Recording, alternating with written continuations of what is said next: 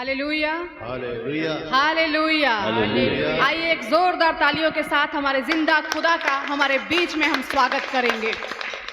वो वायदों का सच्चा परमेश्वर, वो कहता है जहाँ 2 या 3 मेरे नाम से इकट्ठा होते हैं उनके बीच में मैं मौजूद हो जाता हूँ। और भजनकार कहता है जब लोगों ने मुझसे कहा आओ हम यहोवा के भवन को चलें तो मैं आनंदित हुआ। वाकई हमारे पास आनंद मनाने का कारण है क्योंकि हम अपने पिता के घर में आए हैं। इससे बड़ी और कोई खुशी की बात नहीं जब हम उसके निकट आए, क्योंकि हम जानते हैं कि उसके ही हाथों में सब कुछ है।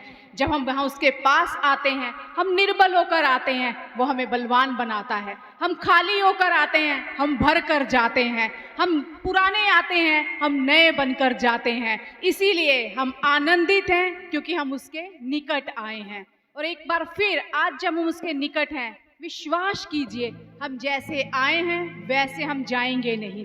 प्रभु मैं नया बनकर जाऊंगा आज, प्रभु मैं भर कर जाऊंगा आज, मैं आत्मा में भर कर जाऊंगा प्रभु जी, तेरे उस अभिषेक को लेकर जाऊंगा आज प्रभु जी। आज मैं फिर से उमड़ता हुआ प्याला बनकर जाऊंगा प्रभु यीशु। मेरी परिस्थितियों के बीच में मैं तेरी जय गाता हुआ जाऊंगा प्रभु यीशु, क्योंकि मैं तेरे निकट आया हूँ पिता, मैं तेरी हजूरी में आया हूँ प्रभु यीशु। आइए अपनी आंखों को बंद करें और उस खुदा से कहें प्रभु यीशु मैं सब कुछ छोड़कर पिता तेरे निकट हूँ आज खुदावन यीशु। होने दे प्रभु यीशु जब मैं तेरी हजूरी में आया हूँ पिता, मैं सिर्फ तुझसे भरना चाहता हूँ प्रभु यीशु।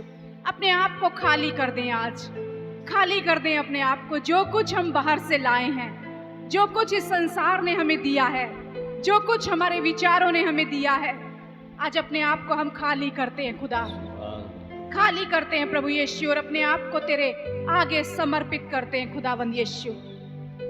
नम्र होते हैं प्रभु यीशु, दीन होते हैं खुदावन यीशु और एक ही बात कहते हैं खुदा, जब हम उस पवित्र स्थान में हैं खुदावन यीशु, जब हम तेरे निकट हैं खुदावन यीशु, तुझ में वो सामर्थ्य है हमें फिर से नया बनाने की प्रभु जी। धो हमें खुदा और एक बार फिर हमें शुद्ध कर प्रभु यीशु। एक शुद्ध मन उत्पन्न कर हमारे अंदर पिता परमेश्वर, शुद्ध विचार उत्पन्न कर मेरे खुदावन यीशु। और होने दे पिता जब हम चले प्रभु यीशु तो तू हमारे संग चले खुदावन यीशु। आज हम अपने आप को तेरे आगे सजदा करते हैं प्रभु यीशु, झुकाते हैं खुद को खुदावन यीशु और कहते हैं पिता इस स्थान से आज हम खाली नहीं जाना चाहते प्रभु यीशु, क्योंकि तेरे ही पास सब कुछ है प्रभु यीशु। भर दे हमें पिता एक बार फिर प्रभु यीशु और ले चल पिता उस खुदा के पास प्रभु यीशु जहाँ तेरी भरपूरी है, जहाँ तेरी आशीषें हैं, जहाँ तेरा वो स्वर्गीय मन्ना है खुदावन यीशु। उस स्थान पर आज हम पहुँचना चाहते हैं खुदा, जहाँ हम उस आत्मा की बातों को सुन सकें प्रभु यीशु, सुन सकें प्रभु यीशु, समझ सकें आत्मा की बातों को। आज खुदा हम अपने आप को तेरे हाथों में सौंपते हैं प्रभु जी। जो कुछ हम में तेरी ओर से नहीं है प्रभु यीशु और ऐसा पाया जाता है खुदा, उसे तू जला दे प्रभु यीशु, उसे तू निकाल मेरे खुदावन यीशु और अपने योग्य हमें आज बना प्रभु, ताकि जब हम तेरे लिए गाएं तो आत्मा और सच्चाई से गाएं प्रभु जी। हमारा हाथ उठाना तुझे भाए खुदावन यीशु, हमारा गीत गाना तुझे भाए प्रभु यीशु, हमारी धन्यवाद की भेंट तेरे सामने ग्रहण योग्य हो मेरे खुदावन यीशु। तू हमें ले चल पिता, ले चल उस पवित्र स्थान में मेरे खुदावन यीशु। आइए उस खुदा से कहें कि प्रभु उस पवित्र स्थान में हमें ले चल पिता, जहां हम तुझसे रूबरू हो सके मेरे खुदा।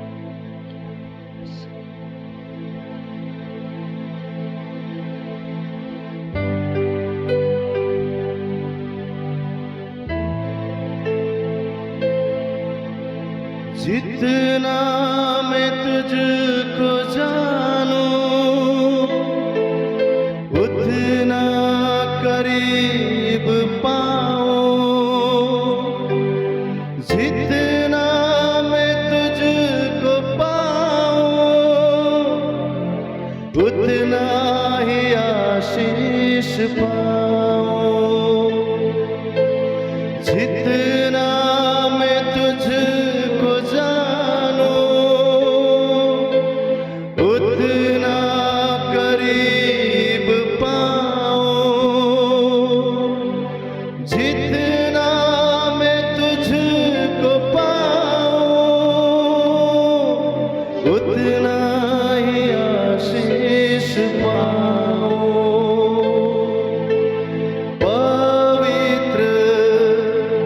अति पवित्र स्थान में ले चल प्रभु। मुझको तू अपने लहू से धो दे मेरे यीशु। पवित्र अति पवित्र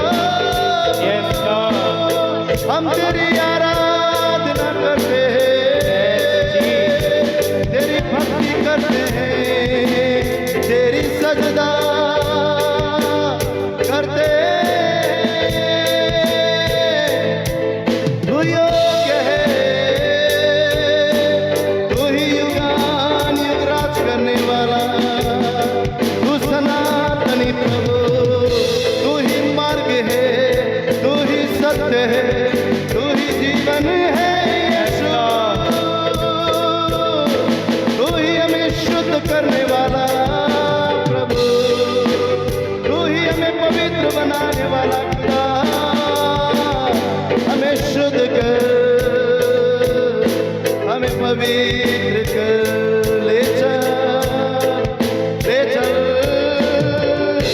उस महिमा में ले चल। ओ पवित्र आत्मा हमें ले चल यीशु के चरणों में।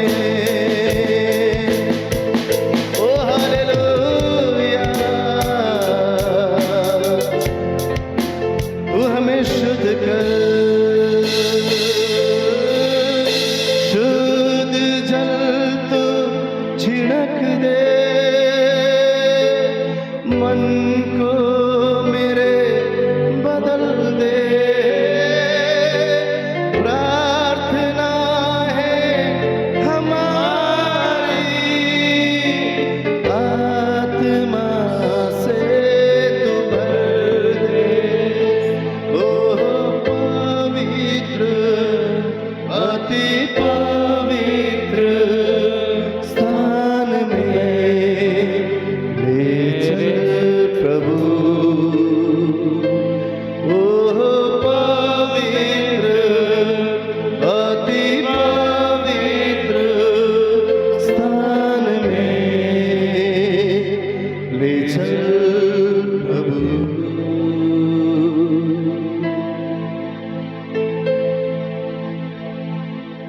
भजनकार कहता है, हे सेनाओं के यहोवा क्या ही प्रिय है तेरे निवास।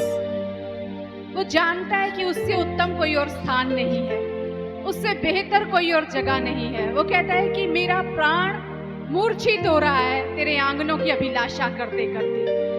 मेरे अंदर चाह है कि मैं तेरे भवन में बना रहूं, मेरे अंदर चाह है कि मैं तेरी उपस्थिति में बना रहूं।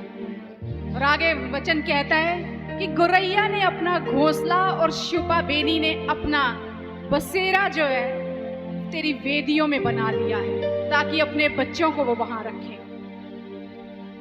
इससे सुरक्षित कोई स्थान नहीं। वो छोटा जीव भी जानता है, वो चिड़िया, वो गोरैया भी जानती है कि सुरक्षित स्थान कौन सा है। वो जानती है कि वही है हमारे लिए सबसे सेफेस्ट प्लेस, वही है जहां हम विश्राम पाएंगे, वही है जहां हम सुरक्षा पाएंगे, वही स्थान है जो हमें शत्रुओं से बचा लेगा, वही स्थान है जो हमें मुसीबत से छुड़ा लेगा, वही स्थान है कोई बीमारी कोई महामारी हमारे निकट नहीं आ सकती, वही स्थान है जहां हम उसके पंखों में छिपे हुए हैं, उसके पंखों में छिपे हुए हैं, क्योंकि वही हक ताला है, वही हक ताला है। वो सर्वोच्च प्रभु है, वो सत्य है, वही है जो कादिर मुतलक है।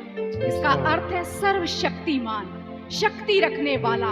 वो पहचानते हैं इस बात को कि इस तरह हम कहाँ सुरक्षित हैं। सबसे सर्वोच्च वही है, सबसे सामर्थी वही है। तो क्यों ना हम ये जान लें कि हमारा हक ताला जो है वही हमारे लिए सुरक्षित स्थान है। अगर हमने वहाँ अपना बसेरा रखा है, अगर हमने वहाँ अपना घोंसला बना लिया है, तो कोई आंधी, कोई तूफान, कोई शत्रु, कोई महामारी, कोई रात का भय हमें छू नहीं सकता। हमारे निकट 1000 और हमारे दाहिनी ओर 10,000 गिरेंगे, पर वो वचन कहता है, खुदा कहता है, तुम्हारे निकट वो ना आ पाएगा। क्यों? क्योंकि हमारा बसेरा उसकी वेदियों में है, हमारा बसेरा उसकी वेदियों में है। हम सुरक्षित हैं, हमारा घराना सुरक्षित है। आइए इस विश्वास के साथ हम इस गीत को गाएं आज कि प्रभु, हम स्वीकार करते हैं और हम घोष करते हैं, तू ही हमारा हक ताला है प्रभु जी, तू ही है हमारा कादिर मुतलक प्रभु यीशु। और हमने तेरे ही पर्दे में रहना सीखा है खुदावंद यीशु, क्योंकि इससे महफूज हमारे लिए कोई और स्थान नहीं खुदा, इससे महफूज कोई और हमारे लिए स्थान नहीं। आइए घोष करें, कहें अपने खुदा से कि प्रभु तू सर्वोच्च है, तू सर्वशक्तिमान है मेरे पिता। सैयद के फंदे से वो महलिक वबा से छुड़ाएगा, सैयद के फंदे से वो महलिक वबा से छुड़ाएगा। पंखों में अपने छुपाने वाला, हाथों से अपने अपने बचाने वाला मेरे संग रहेगा, मेरे संग रहेगा, मेरे संग रहेगा, मेरे संग रहेगा। रात की है बात ना दिन के वो तीर, छू भी ना पाए मुझको वो है करीब। रात की है बात ना दिन के वो तीर, छू भी ना पाए मुझको वो है करीब। हर आफतों से छुड़ाने वाला, मुश्किल में साथ निभाने वाला, वो कायम रहेगा, वो कायम रहेगा, वो कायम रहेगा, वो कायम रहेगा। जो हक ताला के पर्दे में रहता, वो कादिर मुतलक के साए में, जो हक ताला के पर्दे में रहता, वो कादिर मुतलक के साए में सुकूनत करेगा, सुकूनत करेगा, सुकूनत करेगा, सुकूनत करेगा। जो हक ताला के पर्दे में रहता, वो कादिर मुतलक के साए में, जो हक ताला के पर्दे में रहता,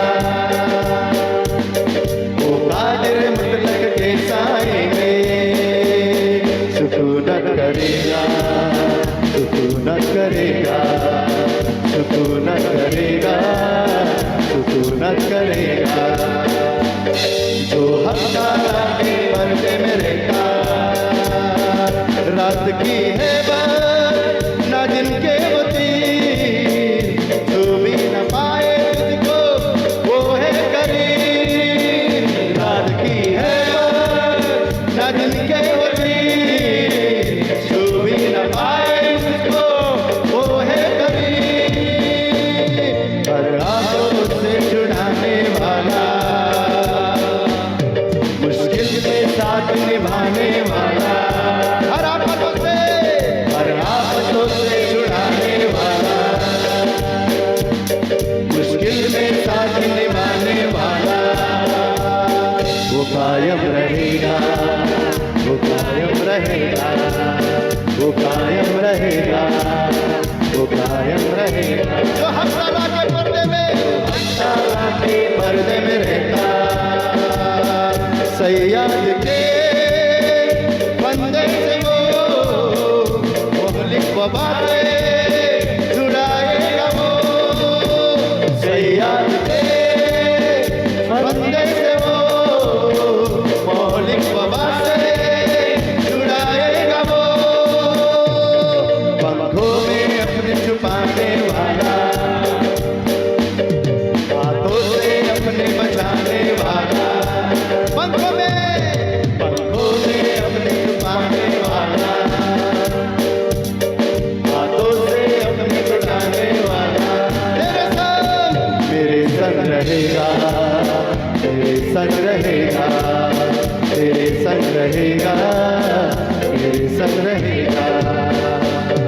जो हक ताला के पर्दे में रहता, राहों में तेरी हिफाजत करे, इसे न लगने देगा पाँव को तेरे। राहों में तेरी हिफाजत करे, इसे न लगने देगा पाँव को तेरे।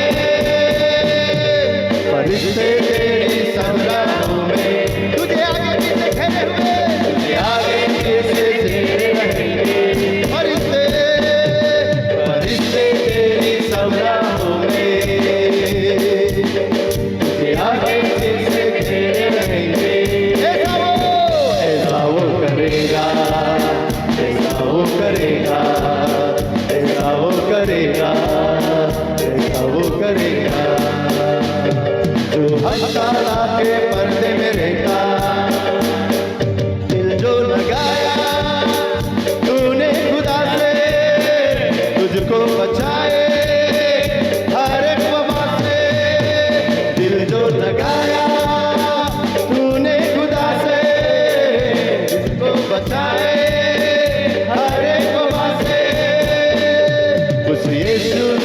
को जब भी पुकारो,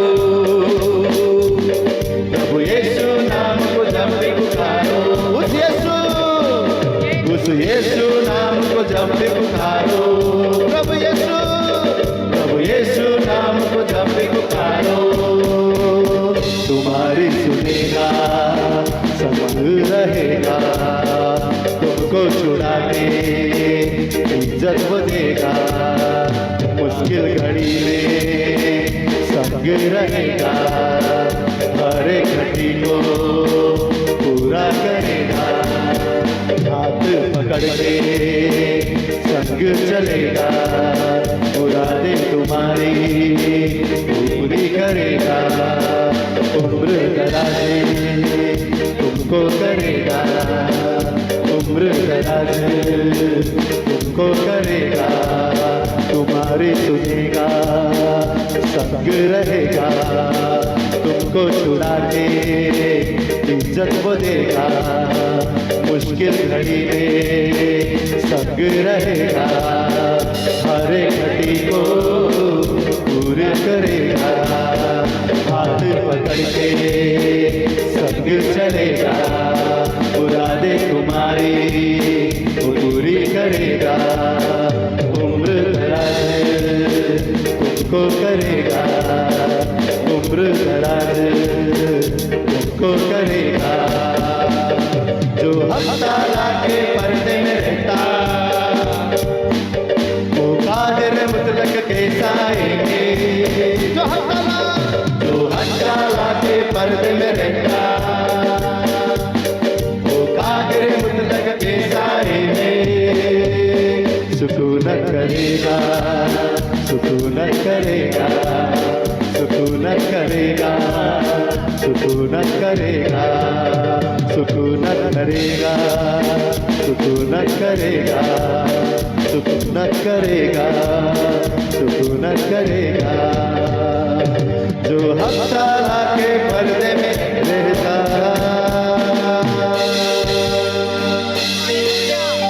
आइए एक जोरदार तालियों का अर्पण हमारे उस हक ताला के लिए देंगे। कितनी अहमियत है उस परमेश्वर के भवन की, उस परमेश्वर की उपस्थिति की। पहला सैमुएल में हम पढ़ते हैं एक घटना के बारे में। एल्काना नामक एक व्यक्ति है जो हर वर्ष प्रतिवर्ष अपनी दो पत्नियों पनीना और हन्ना दोनों को लेकर मेल बलि चढ़ाने के लिए परमेश्वर के भवन को जाता है। और जानते हैं वहां लिखा है पनीना के तो बच्चे थे पर हन्ना के बच्चे नहीं थे। पर अच्छी बात है हन्ना फिर भी वहां जाती थी। बच्चे नहीं हैं, आशीष नहीं है, खाली हूं, पर फिर भी प्रति वर्ष वो अपने पति के साथ उस भवन में मौजूद रहती थी। और एक दिन ऐसा आया कि फिर जब वो उस भवन में गई, जाकर रोने लगी, मेरे खुदा मेरी सुधि ले, मेरी सुधि ले। और जानते हैं वचन क्या कहता है? वहां पर जो याजक था ना, उसने कहा तू कुशल से चली जा, क्योंकि तेरी दुआ सुनने वाला परमेश्वर है। और वो उठी और फिर उदास ना हुई, उसने खाया पिया और अपने घर को चली गई।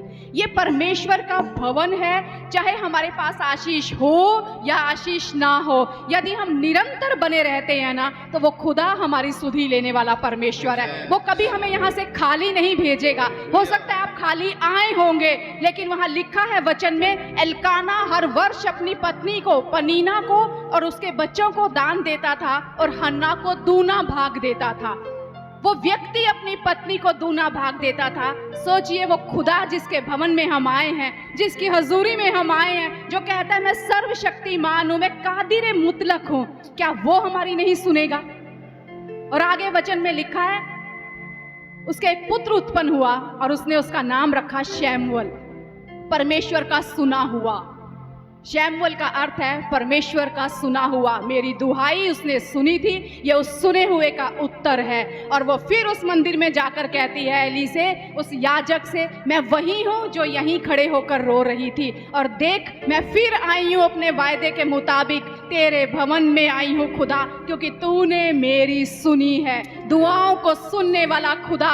जब हम उसके निकट आते हैं, जब हम उसके निकट आते हैं, वो कहता है कि मैं तुझे जीवन का रास्ता दिखाऊंगा। मेरे निकट आनंद की भरपूरी है, मेरे दाहिने हाथ में सुख सर्वदा बना रहता है। वहाँ कोई कमी नहीं, वहाँ कोई घटी नहीं। आपको मार्ग चाहिए, वो मार्ग दिखाएगा। आपके जीवन में आनंद की कमी है, वो कहता है मेरे निकट आ, आनंद की भरपूरी मेरे पास है। तुझे सुख चाहिए, तुझे शांति चाहिए, मेरे दाहिने हाथ में वो सर्वदा बना रहता है। आप उस खुदा की हजूरी में आए हैं जो कहता है मैं दुआएं सुनने वाला खुदा हूँ। तुम्हारे जीवन में शैमुएल आने वाला है, तुम्हारे जीवन में उत्तर आने वाला है। तुम दोबारा इसी भवन की देवड़ी पर खड़े होकर कहोगे मैं वही हूँ जो रो रही थी, मैं वही हूँ जो प्रार्थना कर रही थी। तूने मेरी सुधि ली खुदा, सुधि लेने वाला परमेश्वर। वो कहता है जितने मेरे भवन में आएंगे, जितने मेरे दरबार में आएंगे, चाहे गूंगे, बहरे, लंगड़े, बुजुर्ग, कोई भी क्यों ना हो, दुहाई सुनी जाती है, दुहाई सुनी जाती है। आनंद की भरपूरी मेरे भवन में है। मेरे निकट आओ, जीवन का रास्ता मैं तुम्हें दिखाऊंगा। सर्वदा तुम्हारे जीवन में सुख बना रहेगा। घोष कीजिए, आज उस खुदा से कहिए प्रभु यीशु मैं तेरे भवन में खड़ा हूँ और मैं जानता हूँ, मैं विश्वास के साथ आया हूँ। भले ही खाली आया हूँ लेकिन भर कर जाऊंगा मेरे खुदा, क्योंकि तेरे निकट आनंद की भरपूरी है मेरे प्रभु यीशु। तेरे निकट संतुष्टि है मेरे खुदावंद यीशु। अपने अंदर उस विश्वास को आज पैदा कीजिए और उस खुदा से कहिए प्रभु मैं भर कर जाऊंगा, भर कर जाऊंगा, मैं भर कर जाऊंगा। आज खुदा घोष कीजिए अपने मुख से मैं भर कर जाऊंगा, क्योंकि मैं तेरी उपस्थिति में और तेरे भवन में खड़ा हूं खुदावंद यीशु। आइए उत्साह के साथ, विश्वास के साथ अपनी आशीषों को आता हुआ देखें और हम कहें प्रभु आनंद की भरपूरी तेरे निकट है।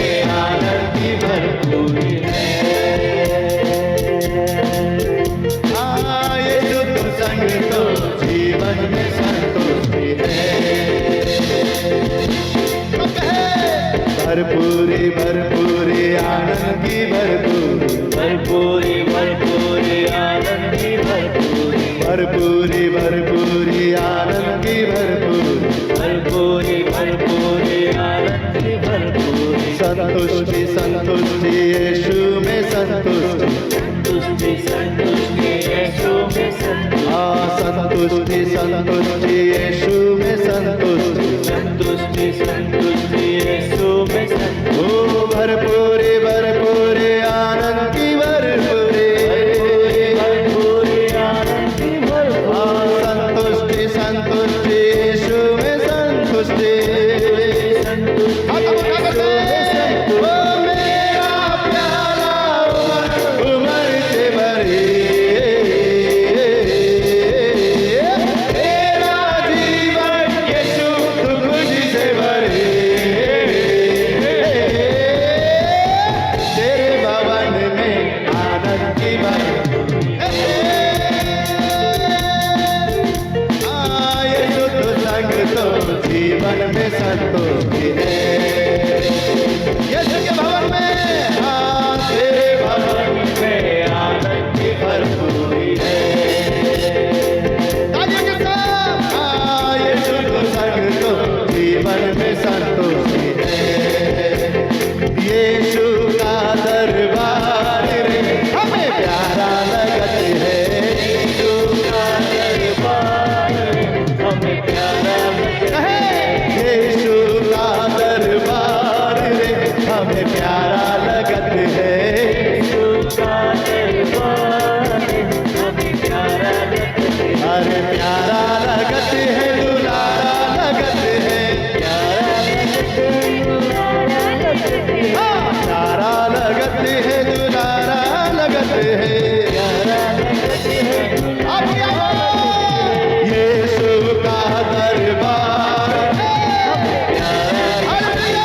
यीशु का दरबार हमें प्यारा लगत है यीशु का दरबार हमें प्यारा लगत है तेरे दरबार मसीह कौन कौन आए दरबार मसीह कौन कौन आए तेरे दरबार मसीह कौन कौन आए ये दरबार मसीह कौन कौन आए धर्म के भूखे गुनहगार रे हमें प्यारा लगत है धर्म के भूखे गुनहगार रे हमें प्यारा लगत है यीशु का दरबार रे हमें प्यारा लगत है यीशु का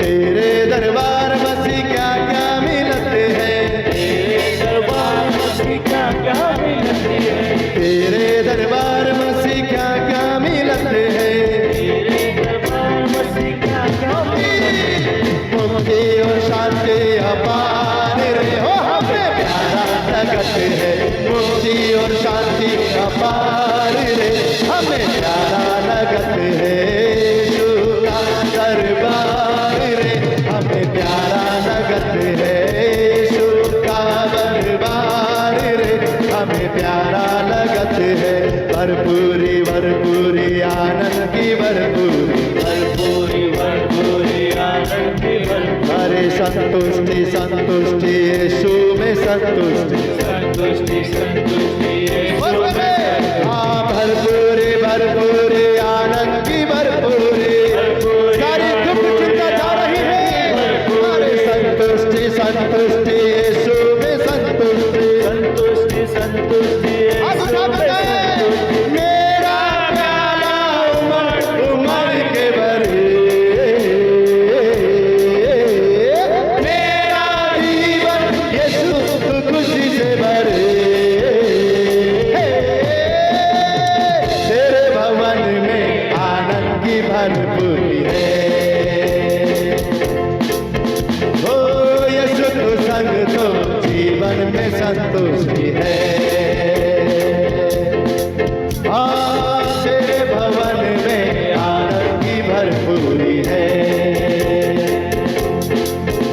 ओ यीशु तू संग तो यीशु तू संग तो यीशु तू संग तो जीवन में संतुष्टि है हालेलुया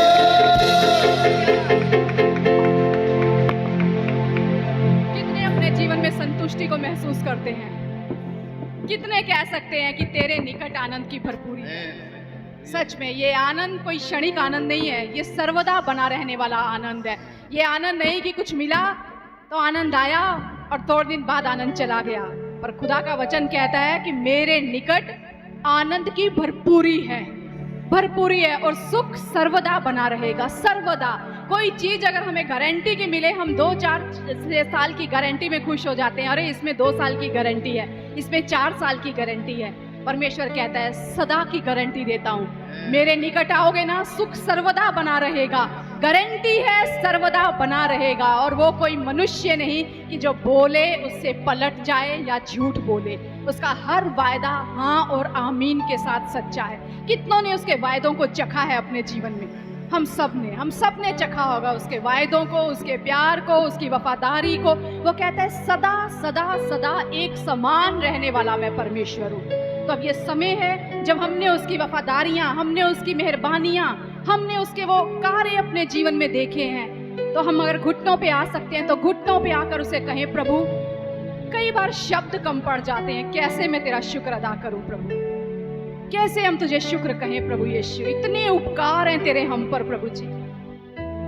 हम तो आज देखते हैं अपने आप को जब इस स्थान पर, तब भी हम एक ही बात कहते हैं, खुदा हम योग्य नहीं थे खुदा, पर तूने हमें योग्य बनाया है प्रभु यीशु। आज तूने हमें ये श्वास फूके हैं प्रभु यीशु, आज तूने हमें एक नई सृष्टि बनाया है प्रभु यीशु, आज तूने हमारे मुखों में ये गीत दिए हैं प्रभु यीशु, आज तेरा दिया हुआ आनंद हमारे अंदर से उमड़ता है प्रभु यीशु। हम एक ही बात कहते हैं प्रभु, अब ये जिंदगी हम तेरे नाम करना चाहते हैं पिता। अब हम अपनी मर्जी नहीं प्रभु जी, अब हम तेरे लिए जीना चाहते हैं खुदा, क्योंकि मसीह तूने हमसे ऐसा प्रेम किया है पिता। अब उस प्रेम के खातिर हम खुद को तुझे अर्पण करते हैं पिता। यही एक जीवता और प्रबल और सच्चा बलिदान है खुदावंद यीशु। होने दे प्रभु यीशु, आज जब हम तेरे निकट हैं पिता, हमारा हृदय धन्यवादित हृदय के साथ पिता हम अपने आप को तुझे सौंप देते हैं प्रभु। अपने आप को उस खुदा को सौंप दीजिए और एक ही बात कहिए पिता, सच में प्रभु हो सकता है बहुत कुछ मैंने अभी तक ना पाया हो, पर जो मैंने पाया है ना, वो तेरी मेहरबानियां हैं खुदा, वो तेरे उपकार हैं खुदावंद यीशु। ये जीवन तूने दिया, ये सांसें तूने दी प्रभु जी, ये कलीसिया तूने दी खुदावंद यीशु, ये भवन तूने दिया जहां मैं आज तेरी उपस्थिति में खड़ा हूं प्रभु। और सबसे बढ़कर पिता तूने इस योग्य किया कि आज हम तेरे ही उस अनुग्रह के सिंहासन के पास बड़े हियाव के साथ आ पाते हैं प्रभु जी। आइए हम उस खुदा को धन्यवाद दें, शुक्र करें उसका, उसकी हर उस उपकार को याद करें और अपने आप को उसके आगे सौंप दें। शुक्र अदा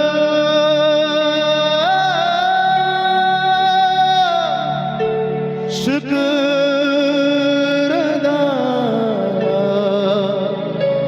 करूं मैं कैसे बता,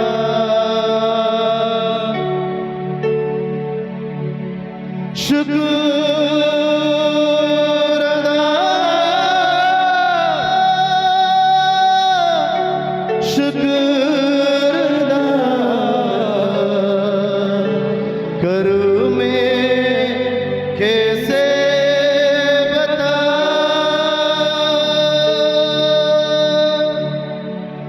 गुनाहों में नैया थी डूबी, तू रहबर की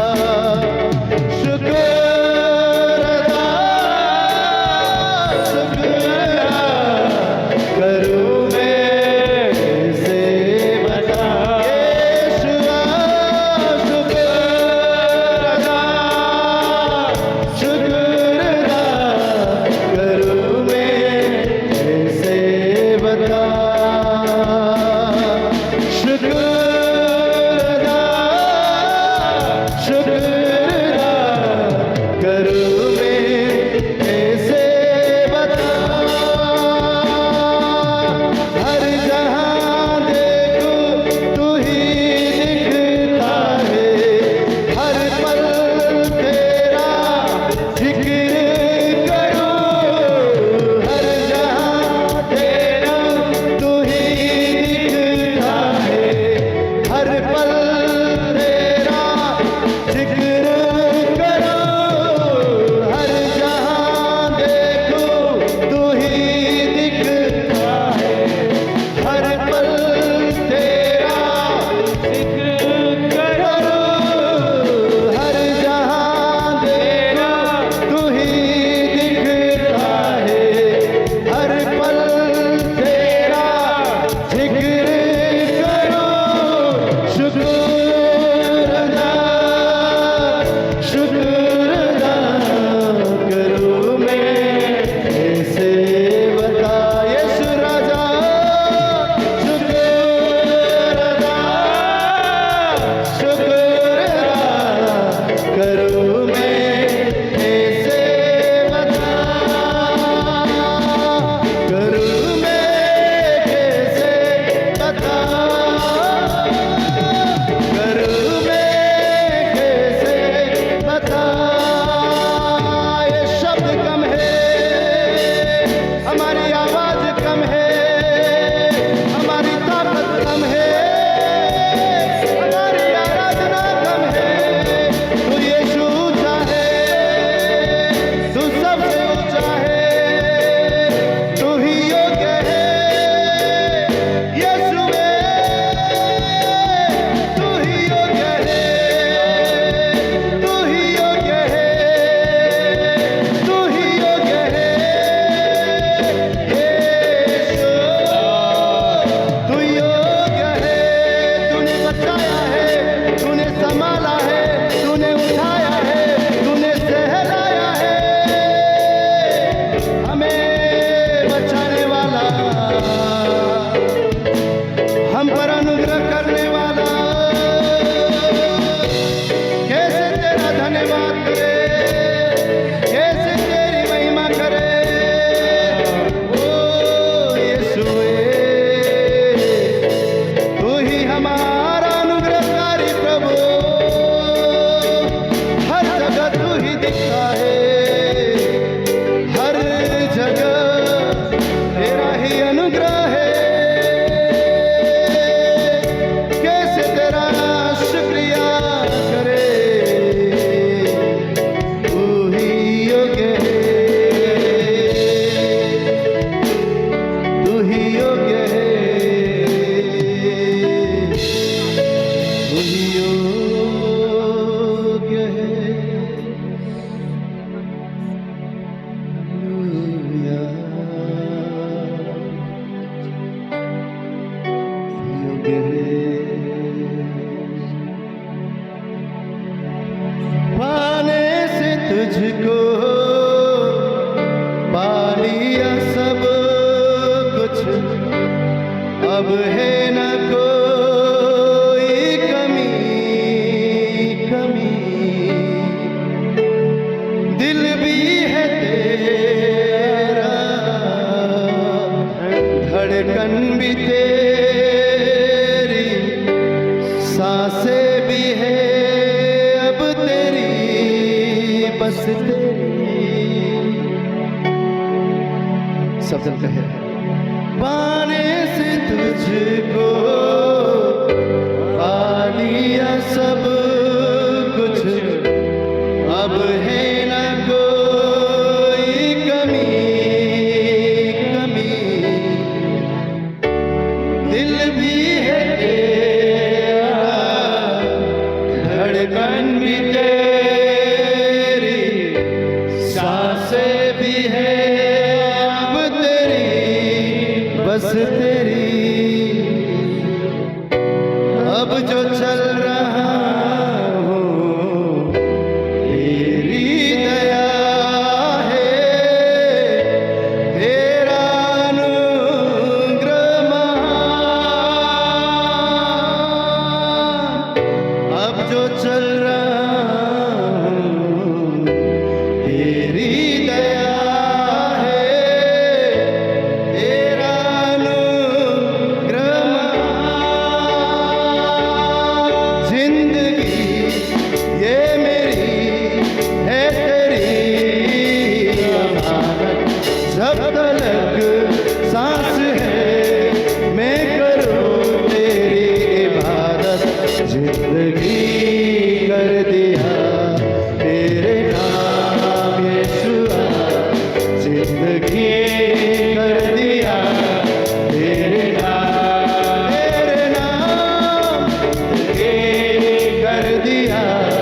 तेरे नाम यीशुआ जिंदगी कर दिया तेरे नाम।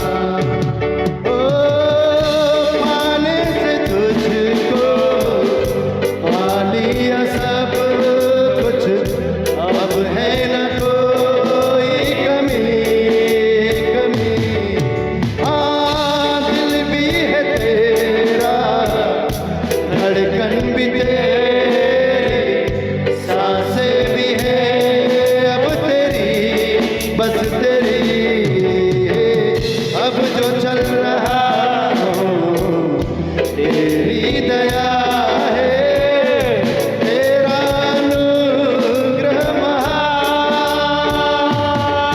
ओ, अब जो चल रहा हूँ तेरी दया है, तेरा अनुग्रह महान।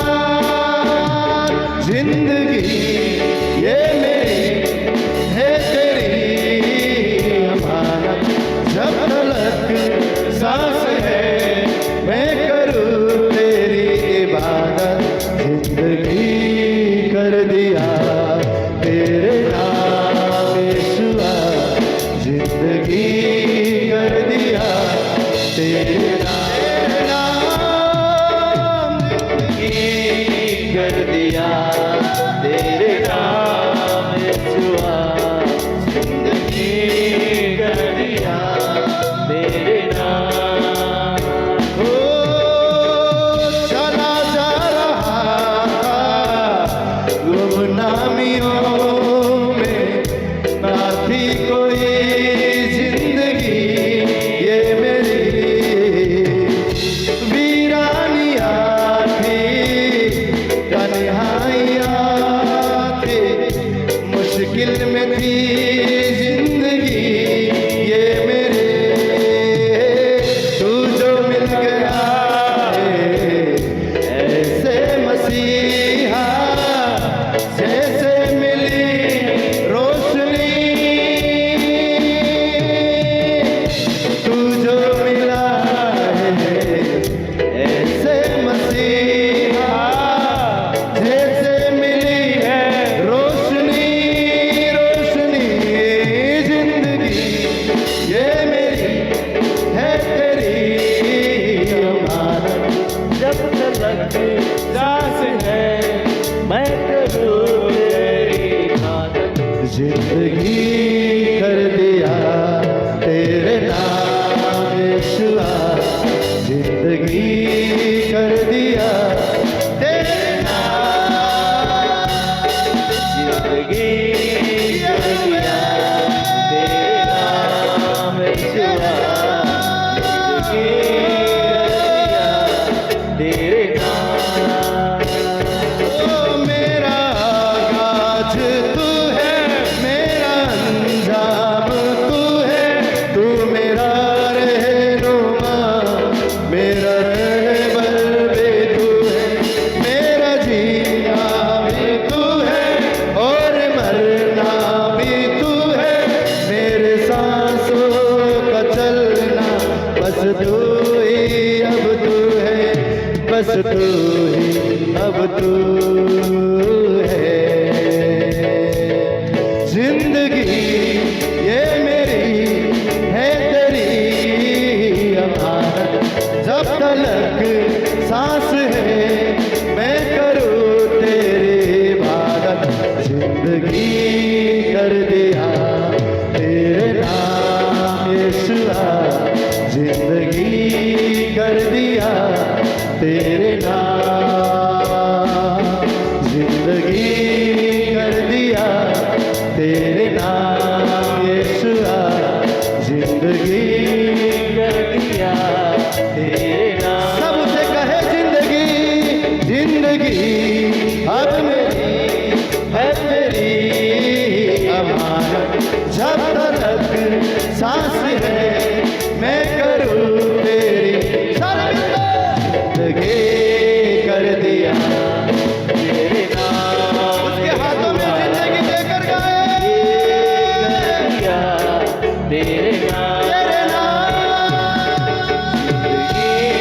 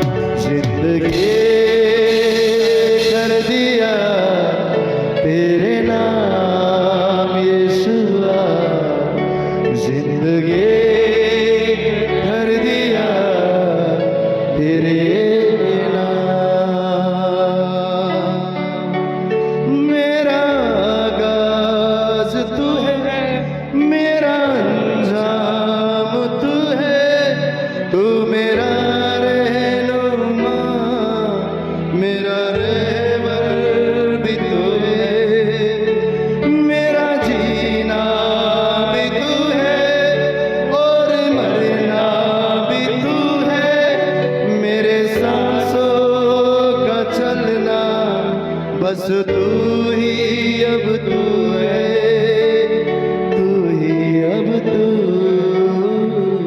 है।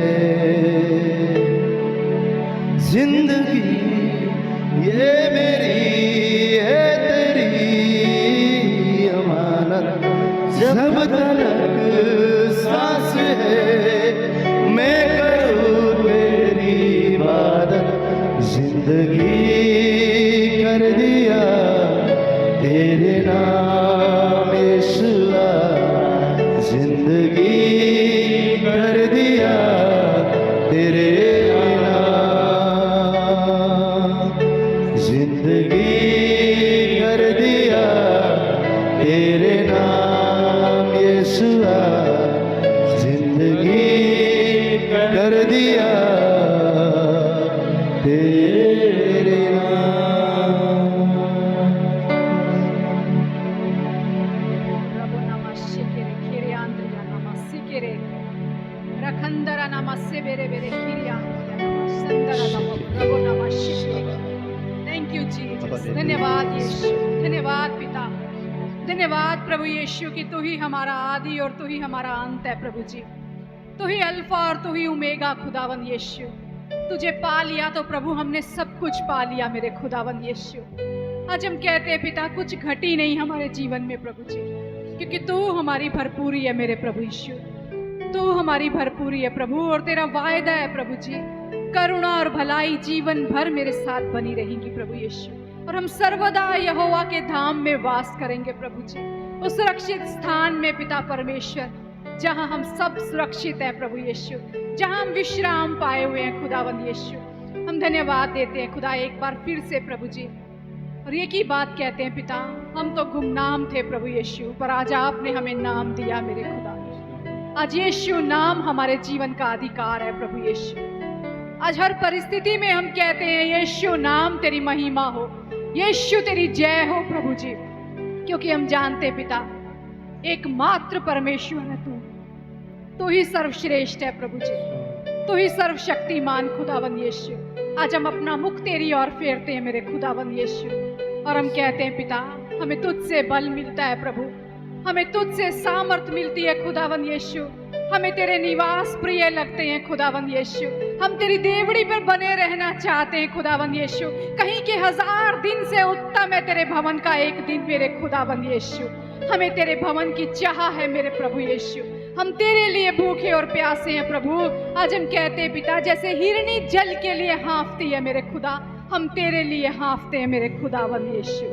हमें तू चाहिए प्रभु यीशु, क्योंकि तू हमारा सब कुछ है प्रभु, तुझ में कोई कमी नहीं पिता। जब तू हमारे जीवन में है तो हम संपूर्ण है प्रभु यीशु, हम सिद्ध हैं प्रभु यीशु, हम खाली नहीं प्रभु जी, लेकिन हम तेरी हजूरी से भरे हुए हैं पिता।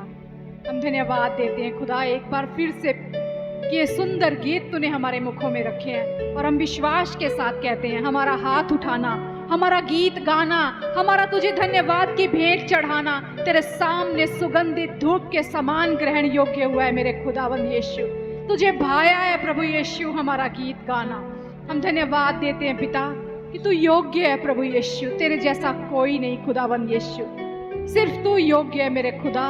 और हम सबसे बढ़कर धन्यवाद देते हैं पिता जब हम तुझे पुकारते हैं तो कहता है मैं सुनने वाला परमेश्वर हूँ, तुम्हारे बीच में उतर आने वाला परमेश्वर हूँ, तुम्हारे संग रहना पसंद करने वाला परमेश्वर हूँ, तुमसे बातें करने वाला परमेश्वर हूँ। प्रभु एक बार फिर आज हम कहते हैं पिता तू बोल, हम सुनना चाहते हैं मेरे खुदावन यीशु। अपने वचन के रूप में अपनी अग्नि बरसा मेरे खुदावन यीशु, ताकि हमारे अंदर से हर वो चीज जो तेरी ओर से नहीं है जल जाए मेरे खुदावन यीशु। हमें फिर से अपने योग्य बना मेरे खुदावन यीशु, क्योंकि तेरा वचन है प्रभु जो हमें सुधारता है प्रभु जी, जो हमें बनाता है मेरे खुदा, जो हमें तेरे योग्य खड़ा करता है प्रभु यीशु। हम दुआ करते हैं खुदावंद यीशु, आज जब तेरा वचन आए प्रभु, एक दोधारी तलवार के समान हमारे आत्मा, प्राण, गांठ गांठ और गूदे गूदे को आर पार छेदे मेरे खुदावंद यीशु। हमारी भावनाओं को जांचे प्रभु यीशु, हमारे विचारों को जांचे मेरे खुदावंद यीशु, और हर एक वो चीज जो तेरी पहचान के विरोध में उठती है उसका खंडन करें आज हम खुदावंद यीशु, और अपने आप को तेरे निकट ले आए प्रभु जी। जितना हम तुझे चाहेंगे प्रभु जी, उतना हम तुझे पाएंगे मेरे खुदावंद यीशु, और जितना हम तुझे पाएंगे प्रभु यीशु, उतना तेरी भरपूरी हमारे जीवन में उड़ेलती जाएगी प्रभु यीशु। धन्यवाद देते हैं प्रभु, तेरे दास पर तेरा दोहरा अभिषेक मांगते हैं प्रभु जी। होने दे प्रभु यीशु, जब वो यहाँ बोले प्रभु, तेरा वचन अग्नि के समान आज बरसे मेरे खुदावंद यीशु। अभिषेक कर प्रभु यीशु। तू कहता है पिता परमेश्वर कि जब बोलना होगा तो आत्मा खुद ब खुद तुम्हें अगुवाई करेगा प्रभु। हम विश्वास के साथ कहते हैं, एक बार फिर आज आत्मा की गूढ़ बातें हम पर उजागर करेगा प्रभु जी, और हम तेरे उन गहरे रहस्यों को जान पाएंगे मेरे खुदावंद यीशु। धन्यवाद पिता, तू अपनी संतानों को यहाँ लेकर आया प्रभु जी, हम मिलकर तेरी भक्ति और तेरी आराधना कर पाए। होने दे पिता, सदा हमें तेरा भवन पसंद आए प्रभु जी, तेरा दरबार हमें प्यारा लगे प्रभु यीशु, तेरा दरबार हमें दुलारा लगे प्रभु यीशु। दाऊद के समान हम हमेशा अपने अंदर इस बात को बिठा लें प्रभु, कहीं के 1000 दिनों से उत्तम है प्रभु तेरे भवन में एक दिन पिता, तेरी देवड़ी में एक दिन आना उत्तम है प्रभु यीशु। और होने दे पिता, सदा हम तेरे लिए भूखे और प्यासे होकर दौड़े मेरे खुदा। धन्यवाद देते हैं प्रभु इस समय के लिए, इस संगति के लिए पिता, सबसे बढ़कर तेरी हजूरी के लिए मेरे खुदावंद यीशु। तो हमारे बीच में है, हमारे लिए काफी है मेरे खुदा। हमसे बात कर प्रभु यीशु। आगे का समय आपके हाथ में सौंप देते हैं खुदा, और इस दुआ को यीशु मसीह के सामर्थी नाम से मांग लेते हैं। आमीन, आमीन, आमीन, आमीन। आइए एक जोरदार तालियों का अर्पण हमारे जिंदा खुदा को, जो अपना स्वर छोड़कर हमारे बीच में आ जाता है, जब हम उसकी महिमा गाते हैं, उसे पुकारते हैं। दूसरा पत्रस उसका 3रा अध्याय और 17 और 18 वचन को आइए हम सब पढ़े। इसीलिए हे प्रियो, तुम लोग पहले ही से इन बातों को जानकर चौकस रहो। बोलिए चौकस रहो, ताकि अधर्मी के अर्थात संसार के, पाप के, अधर्म के भ्रम में फंसकर अपनी स्थिरता को कहीं हाथ से खो न देना। किसको? स्थिरता को। बोलिए स्थिरता, स्थिरता। 18 वचन, पर हमारे प्रभु और उद्धारकर्ता यीशु मसीह के अनुग्रह और पहचान में बढ़ते जाओ। उसकी महिमा अब भी हो और युगान युग होती रहे। आमीन। क्या लिखा हुआ है? क्या लिखा हुआ है? यहाँ पे 3 बातें लिखा है। पहला चीज क्या बोला? चौकस रहो। अपने पड़ोसी को देखिए, आज थोड़ा पड़ोसी कम है लेकिन देखिए, बोलिए चौकस रहिए, चौकस रहिए, चौकस रहिए, चौकस रहिए, है ना? बोलिए मैं चौकस रहूंगा। क्यों? प्रभु बोल रहा है चौकस रहो, है ना? पहला चीज। दूसरा चीज क्या बोला? अधर्मियों के भ्रम में अर्थात संसार के चीजों में फंसकर अपनी स्थिरता को कहीं हाथ से खोने देना। दूसरा चीज स्थिरता। किसके लिए चौकस रहना है? स्थिरता के लिए चौकस रहना है। वो गाना गाते ना हम लोग, कौन सा? बने रहो तुम, बने रहो, बने रहो तुम, बने रहो, यीशु में बने रहो, हो यीशु में बने रहो। किस में बने रहना है? स्थिरता का मतलब क्या है? बने रहो। क्या बोल रहा है? बने रहो। यानी कि बने रहने के लिए, स्थिर रहने के लिए पहला चीज क्या होना पड़ेगा? सचेत, जागरूक, चौकस रहना पड़ेगा, जांचना पड़ेगा बार बार अपने जीवन को, है ना? किस लिए? स्थिर रहने के लिए, बने रहने के लिए। और एक और चीज हम लोग आगे 18 वचन में क्या देख रहे हैं? वो बने रहने के लिए अभी 2 बातें यहां पर लिखा हुआ है, पर हमारे प्रभु और उद्धारकर्ता यीशु मसीह के अनुग्रह और पहचान में बढ़ते जाओ, बढ़ते जाओ। किसमें? अनुग्रह और दूसरा चीज पहचान। अनुग्रह में बढ़ते जाओ। बोलिए अनुग्रह में बढ़ते जाओ, बढ़ते जाओ, बढ़ते जाओ। परमेश्वर यहां पे क्या बोल रहा है? परमेश्वर का वचन क्या बोल रहा है? अनुग्रह में बढ़ते जाओ, पहचान में बढ़ते जाओ, तभी हम क्या होंगे? स्थिर होंगे, तभी हम क्या होंगे, स्थिर होंगे, है ना। नहीं तो गिर भी सकते हैं।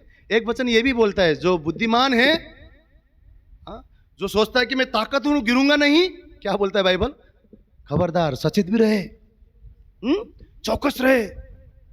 जो बोलता है ना मैं कभी गिर नहीं सकता, बाइबल बोलता है चौकस रहे। इसका मतलब कभी भी गिर सकता है, कभी भी धोखे में पड़ सकते हैं, कभी भी शैतान फंसा सकता है। इसलिए यहां पर भी वही बोल रहा है कि स्थिर रहने के लिए है ना, जो अनुग्रह तुम्हें दिया है उस अनुग्रह को क्या करो, बोल रहा है बढ़ाओ।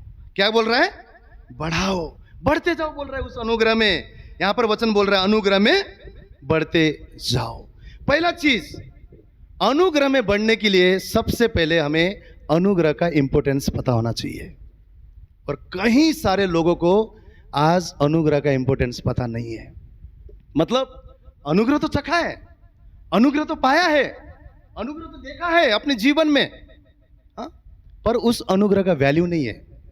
हाँ, प्रभु है ना तो अनुग्रहकारी है, कुछ भी करूं मैं, पिता है, अनुग्रह है, अनुग्रह करता रहेगा। लेकिन परमेश्वर का वचन आज हमें क्या बताने की कोशिश कर रहा है, उस अनुग्रह को आपको और मुझे बढ़ाने की जरूरत है, उस अनुग्रह को बढ़ाने की जरूरत है। इसीलिए एक वचन ये भी बोलता है, जो सर्वसिद्ध यीशु मसीह में तुम क्या होंगे, अनुग्रह के ऊपर अनुग्रह पाते जाओगे, अनुग्रह के ऊपर अनुग्रह, अनुग्रह के ऊपर। ब्रदर 2 साल पहले ये चीज बहुत अच्छा हुआ था, अभी आगे कुछ भी अच्छा नहीं हो रहा है।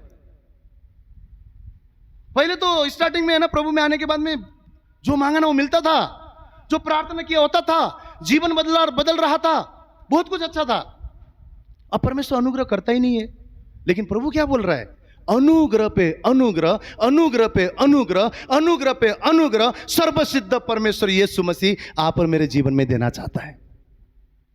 तो वो अनुग्रह पे अनुग्रह, मतलब देखिए परमेश्वर की इच्छा क्या है, जितना अनुग्रह आपको मिला उतना ही नहीं, उस अनुग्रह पे अनुग्रह और अनुग्रह और अनुग्रह। आपने एक चीज किया, ब्लेसिंग मिला, दूसरी चीज में हाथ डाला, उसमें भी अनुग्रह। आगे जा रहे हैं अनुग्रह, पीछे जा रहे हैं अनुग्रह, दाएं जाए अनुग्रह। हर जगह पर आपके बच्चे, आपका परिवार, आपका मिनिस्ट्री, आपका सेवा, आपका आत्मिक जीवन, हर जगह पे आप क्या पा रहे हैं, अनुग्रह पर अनुग्रह पा रहे हैं, अनुग्रह पर अनुग्रह। पर कब, वो सिद्ध परमेश्वर यीशु मसीह के द्वारा। लेकिन वो परमेश्वर हमें क्या चाहता है, उस अनुग्रह को आपने और मैंने बढ़ाना है। और उस अनुग्रह को बढ़ाने के लिए पहला चीज, अनुग्रह के महत्व को आप और मुझे जानने की जरूरत है। कई बार पता है हमें, जो चीज हमारे पास परमेश्वर के अनुग्रह के द्वारा मिला है ना, उसकी वैल्यू नहीं है, वैल्यू नहीं है। 15.5 साल 16 साल की उम्र में, इतने छोटी उम्र में मैं जब नेपाल छोड़ के आया, इस परदेश में ना हिंदी पता, हाँ, ना अपने, मेरे को अभी भी याद है, पहले 2-3 दिन स्टार्टिंग में कोई जान पहचान नहीं, ऐसे उठ के आ गए, कमाना है। एक गार्डन में केले के छिलके के अंदर के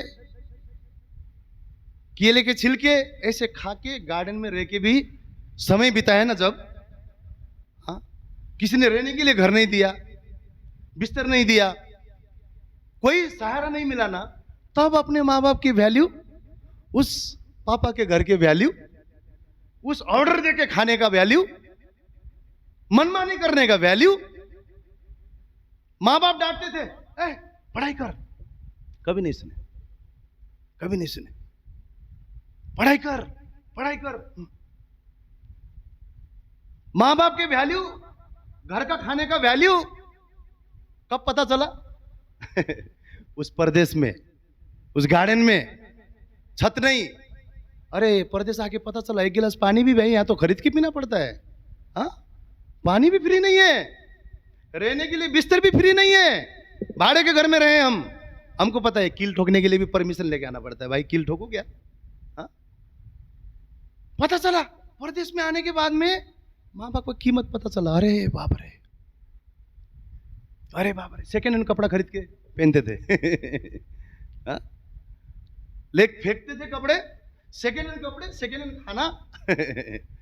परदेसी जीवन है ना, कोई सहारा नहीं, कोई भरोसा नहीं। इंसान कब समझता है? जब वो चीज है ना दूर हो जाता है, जब पास रहता नहीं समझ में आता है। उस बाप के कदर नहीं था, उस माँ के कदर नहीं था, उस घर का कदर नहीं था, उस खाने का कदर नहीं था, हाँ, जो भी था उस चीज का कदर नहीं था। जब परदेसी जीवन बिताने लगे तब कदर आया। सर दर्द होता था, फीवर आता था, कोई उठ के एक गिलास पानी देने के लिए कोई था नहीं। कैसा है तू पूछने वाला कोई नहीं था। घर में बीमार हुआ, माँ बाप परेशान होते थे, सेवा करते थे। क्यों? इंसान परमेश्वर की भलाई को, परमेश्वर के अनुग्रह को भूल जाता है, भूल जाता है, भूल जाता है। कई बार हम परमेश्वर के अनुग्रह को, जो चीज हमारे पास है, जो चीज हमारे पास है, उसका कदर भूल जाते हैं। कितनों ने अच्छी पत्नी खो दिया है, कितनों ने अच्छे पति खो दिया है, हाँ? कितनों ने अच्छे रिश्ते खो दिया है, कितने अच्छे अपने आत्मिक सेवक खो दिया है कदर नहीं है। परमेश्वर का भय मानने वाला सेवक परमेश्वर ने दिया है, कदर नहीं है। मंडली दिया है, कदर नहीं है। क्यों? कई बार परमेश्वर के अनुग्रह का भी हमें कदर नहीं रहता है, कदर नहीं रहता है।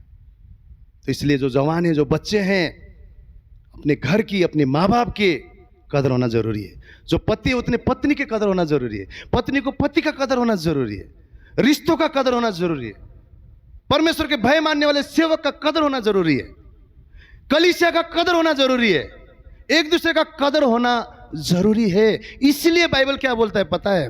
खुद से बेहतर ना दूसरे को समझो। क्यों? तभी तुम दूसरे का कदर करोगे। हम कदर नहीं करते, वैल्यू नहीं करते, परमेश्वर के अनुग्रह के वैल्यू नहीं करते हैं।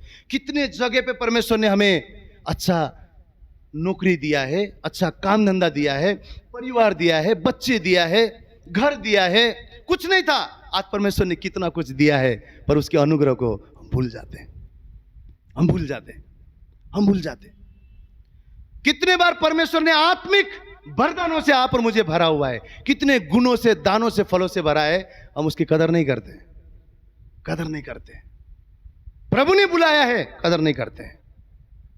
एक हम लोग परमेश्वर के वचन से देखेंगे, उत्पत्ति के अध्याय 25, उत्पत्ति 25 अध्याय को सभी खोले।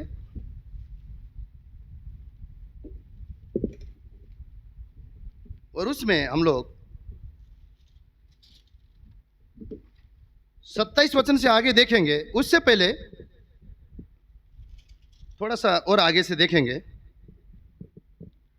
19 अध्याय से मैं पढ़ना चाहूंगा, 19 वचन से 25-19। अब्राहम के पुत्र इसहाक की वंशवाली यह है, अब्राहम से इसहाक उत्पन्न हुआ, और इसहाक ने 40 वर्ष का होकर रिबका से, जो पद्दनराम के वासी आरामी बतूएल की बेटी और आरामी लाबान की बहन थी, विवाह कर लिया। इसहाक की पत्नी बाँस थी, इसलिए उसने उसके निमित्त यहोवा से विनती की, और यहोवा ने उसकी विनती सुनी। इस प्रकार उसकी पत्नी रिबका गर्भवती हुई। लड़के उसके गर्भ में आपस में लिपट के एक दूसरे से को मारने लगे। तब उसने कहा, मेरी जो ऐसी दशा है तो मैं कैसे जीवित रहूंगी? और वह यहोवा की इच्छा पूछने लगी। तब यहोवा ने उससे कहा, तेरे गर्भ में 2 जातियां हैं, और तेरी कोख से निकलते ही 2 राज्य के लोग अलग अलग होंगे, और एक राज्य के लोग दूसरे से अधिक सामर्थ्य होंगे, और बड़ा बेटा छोटे का अधीन होगा। जब उसके प्रसव का समय आया, तब क्या प्रकट हुआ कि उसके गर्भ में जुड़े हुए बालक थे। पहला जो उत्पन्न हुआ वो लाल निकला, और उसका सारा शरीर कंबल के समान रोममय था, इसलिए उसका नाम एसाव रखा गया। बोलिए एसाव। 26 वचन। पीछे उसका भाई अपने हाथ से एसाव की एड़ी पकड़े हुए उत्पन्न हुआ, और उसका नाम याकूब रखा गया। जब रिबका ने उनको जन्म दिया, तब इसहाक 60 वर्ष का था। 27 वचन को यहाँ पे क्या बताया? यहाँ तक क्या हुआ? रिबका का 2 बच्चे हुए, है ना, वो दोनों जुड़वा थे, लेकिन पहला किसका जन्म हुआ? इसहाक का, और दूसरा कौन था? याकूब था, है ना। और आगे क्या बोल रहा है वचन 27 में? फिर वे लड़के बढ़ने लगे, और एसाव तो वनवासी होकर चतुर शिकार खेलने वाला हो गया, पर याकूब सीधा मनुष्य था और तंबू में रहा करता था। इसहाक अर्थात पिता एसाव के अहेर का मांस का खाया करता था, इसलिए वह उससे प्रीति रखता था। पर रिबका याकूब से प्रीति रखती थी, अर्थात उसकी माँ याकूब से प्रीति रखती थी। 29 वचन में, एक दिन याकूब भोजन के लिए कुछ दाल पका रहा था और एसाव ने याकूब से कहा, वह जो लाल वस्तु है उसे उसी लाल वस्तु में से मुझे खिला, क्योंकि मैं थका हूं। इसी कारण उसका नाम एदोम भी पड़ा। याकूब ने कहा, अपना पहलौठे का अधिकार आज मेरे हाथ भेज दे। एसाव ने कहा, देख मैं तो अभी मरने पर हूं, इसलिए पहलौठे का अधिकार से मेरा क्या लाभ होगा। याकूब ने कहा, मुझसे अभी शपथ खा। अतः उसने उससे शपथ खाई और अपना पहलौठे का अधिकार याकूब के हाथ बेच डाला। क्या लिखा? पहलौठे का अधिकार याकूब को बेच दिया। किस में? एक बाउल दाल में, एक बाउल दाल में, है ना। दो भाई थे। एसाव क्या था? बड़ा बेटा था, बड़ा था, ज्येष्ठ पुत्र, है ना। तो यहां पर जो पहलौठे है ना, पहलौठे का इस समाज में, उस समय में पहलौठे का अधिकार था। पहलौठे को कैसा अधिकार मिलता था? पहलौठे का 2 गुना हिस्सा, 2 गुना का अधिकार था। यानी कि जो घर में बड़ा है उसे 2 गुना मिलता था। मतलब मान लीजिए अगर दो भाई हैं तो पिताजी का हिस्सा कितना बनेगा? पहले 3 में से 2 हिस्सा किसका है? बड़ा वाले का है, और 1 हिस्सा छोटे वाले का। यानी कि एसाव बड़े होने की वजह से वो अधिकार, वो ब्लेसिंग्स, डबल पोर्शन ब्लेसिंग्स एसाव के पास था। और क्या था? और जो पहलौठे पिता के बाद परिवार का क्या बनता था? मुखिया बनता था, और यानी कि अधिकारी बनता था। और लेवी गोत्र के चुने जाने से पहले परिवार में परमेश्वर की सेवा और आराधना का जिम्मेवारी भी उस यहूदी समाज में उस पहलौठे को मिलता था। यानी कि पहलौठे का अधिकार क्या था? अभिषेक भी था। पहलौठे का अधिकार क्या था? रूल करना भी था। पहलौठे का अधिकार क्या था? ब्लेसिंग्स में डबल पोर्शन भी था, आशीष भी था, अधिकारी भी था। और क्या करना था? परमेश्वर की सेवा के लिए अभिषेकित भी पहलौठे को यहूदी समाज में उस समय में मिलता था। और एसाव ने क्या किया? उस चीज का क्या किया? बिल्कुल भी परवाह नहीं किया। उस चीज का वैल्यू नहीं था उसको। और वो क्या हुआ? शिकार खेल के आया, हमेशा की तरह शिकार खेल के आया, थक के आया, भूख लगा, और जैसे आया वैसे ही याकूब क्या कर रहा था? दाल बना रहा था। और भूख के टाइम में दाल बना रहा था। और उसने क्या बोला?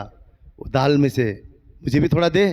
पर याकूब का अर्थ बहुत बार मैंने सुना है, धूर्त बोलते हैं, लेकिन बाइबल में ऐसा धूर्त डायरेक्टली कहीं नहीं लिखा है। पर उसकी अगर बैकग्राउंड को पढ़ेंगे तो क्या लिखा है? पैर को पकड़ने वाला। हाँ, पैर को पकड़ने वाला। मतलब पैर पकड़ने वाले इंसान पता है ना आपको? दूसरे को नीचे गिराते और ऊपर जाने नहीं देते, हाँ, पकड़ते। तो यहाँ पे उसका जन्म भी ऐसे ही हुआ।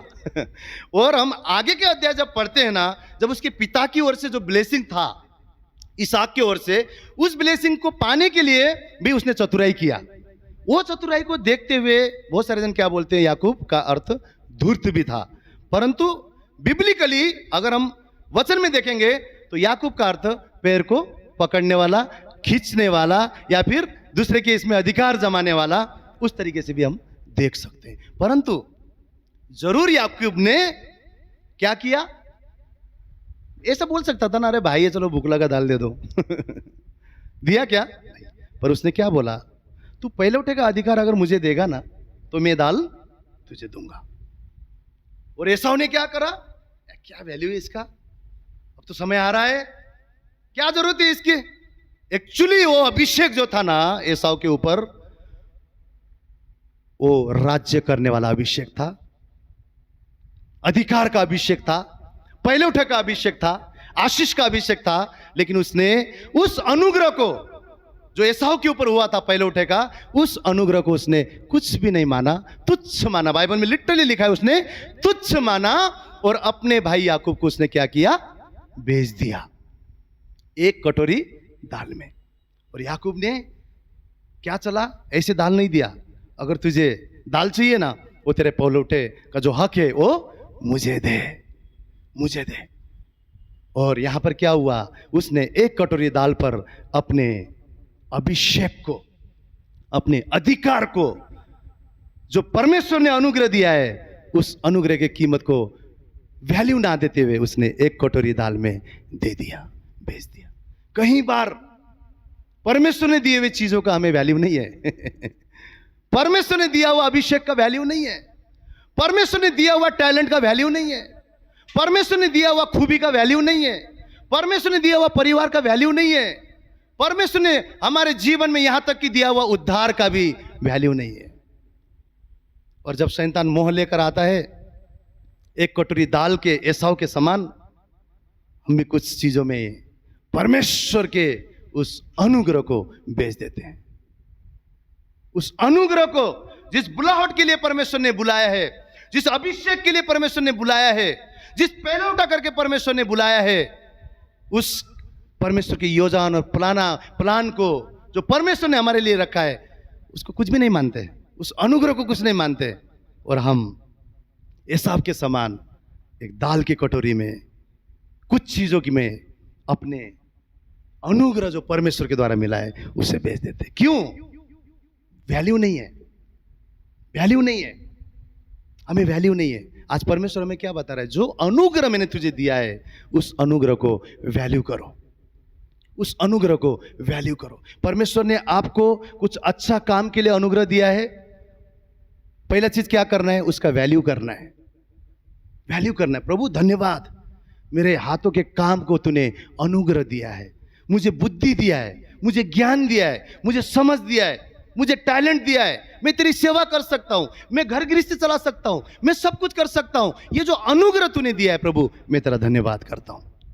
जो परमेश्वर ने आपको दिया है उस अनुग्रह के लिए, उस दया के लिए, परमेश्वर को हमेशा सबसे पहले उसके अनुग्रह के प्रति हमें सदा उस अनुग्रह को याद रखना है, उसके वैल्यू को हमेशा याद रखना है। यीशु मसीह के उद्धार को भले हमने ऐसे ही पाया हो, लेकिन उस उद्धार के लिए स्वयं परमेश्वर स्वर्ग छोड़कर आया, उस उद्धार के लिए स्वयं परमेश्वर क्रूस पे जाकर मरा। जो परमेश्वर बोलता है मैं ही जीवन का जल हूं, एक बूंद पानी ना मिलकर तड़पते हुए मरा। क्यों? क्यों? ऐसा अनुग्रहकारी वो परमेश्वर आप और मेरे लिए। और वो क्या चाहता है? उस अनुग्रह को हम सबसे पहले उसको वैल्यू रखे, उसको इज्जत रखे। प्रभु धन्यवाद, तूने जो अनुग्रह दिया है, मैं जानता हूं प्रभु उस अनुग्रह की कीमत क्या है। दूसरा चीज यहां पे हमने क्या देखा? उस अनुग्रह में बढ़ते जाओ बोल रहा है, तो बढ़ने के लिए पहली बात हमें अनुग्रह का वैल्यू पता होना चाहिए। दूसरा चीज, उस अनुग्रह में बढ़ने के लिए हमें परिश्रम करना पड़ेगा। यह चीज हम कहां देखते हैं? पहला कुरिन्थियों को हम लोग निकालेंगे, पहला कुरिन्थियों उसका 15 अध्याय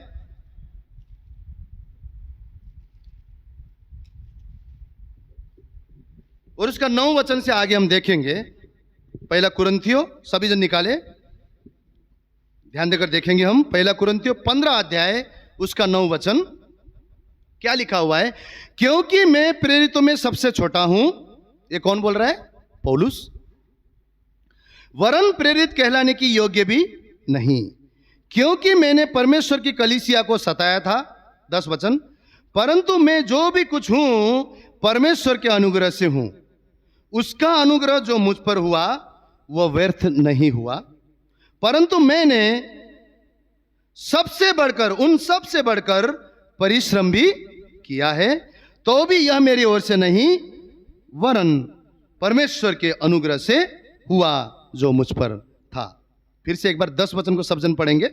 परंतु मैं जो भी कुछ हूं परमेश्वर के अनुग्रह से हूं, उसका अनुग्रह जो मुझ पर हुआ व्यर्थ नहीं हुआ, परंतु मैंने उन सब से बढ़कर परिश्रम भी किया है, तो भी यह मेरी ओर से नहीं हुआ परंतु परमेश्वर के अनुग्रह से जो मुझ पर था। पौलुस क्या बोल रहा है यहां पे? पौलुस क्या बोल रहा है? पहला चीज तो अतीत को याद कर रहा है, अतीत को याद कर रहा है। पौलुस पहले क्या था? क्या नाम था पौलुस का? पहले शाऊल था। पौल का शाऊल था। और जो शाऊल था वही पौलुस, जब शाऊल नाम था तो क्या करता था? विश्वासियों के घर में घुसकर, यीशु मसीह को मानने वाले के घर में घुसकर उनको मारता था, उनको पीटता था, उनका मर्डर करता था। कलीसिया के अंदर घुसकर परमेश्वर के सेवकों को मारता था, परमेश्वर के लोगों को मारता था। जहां पर भी देखा उसने विश्वासी है, वो इतना क्रोध में आ जाता था, वो परमेश्वर के विरोध में, परमेश्वर के लोगों के विरोध में वो काम करता था। आज हम देखते हैं ना, छत्तीसगढ़ में ऐसा हो गया, यहां पे ऐसा हो गया, वहां पे ऐसा हो गया। उनसे भी भयानक चीज ये करता था, लोगों को पकड़ पकड़ के मारता था।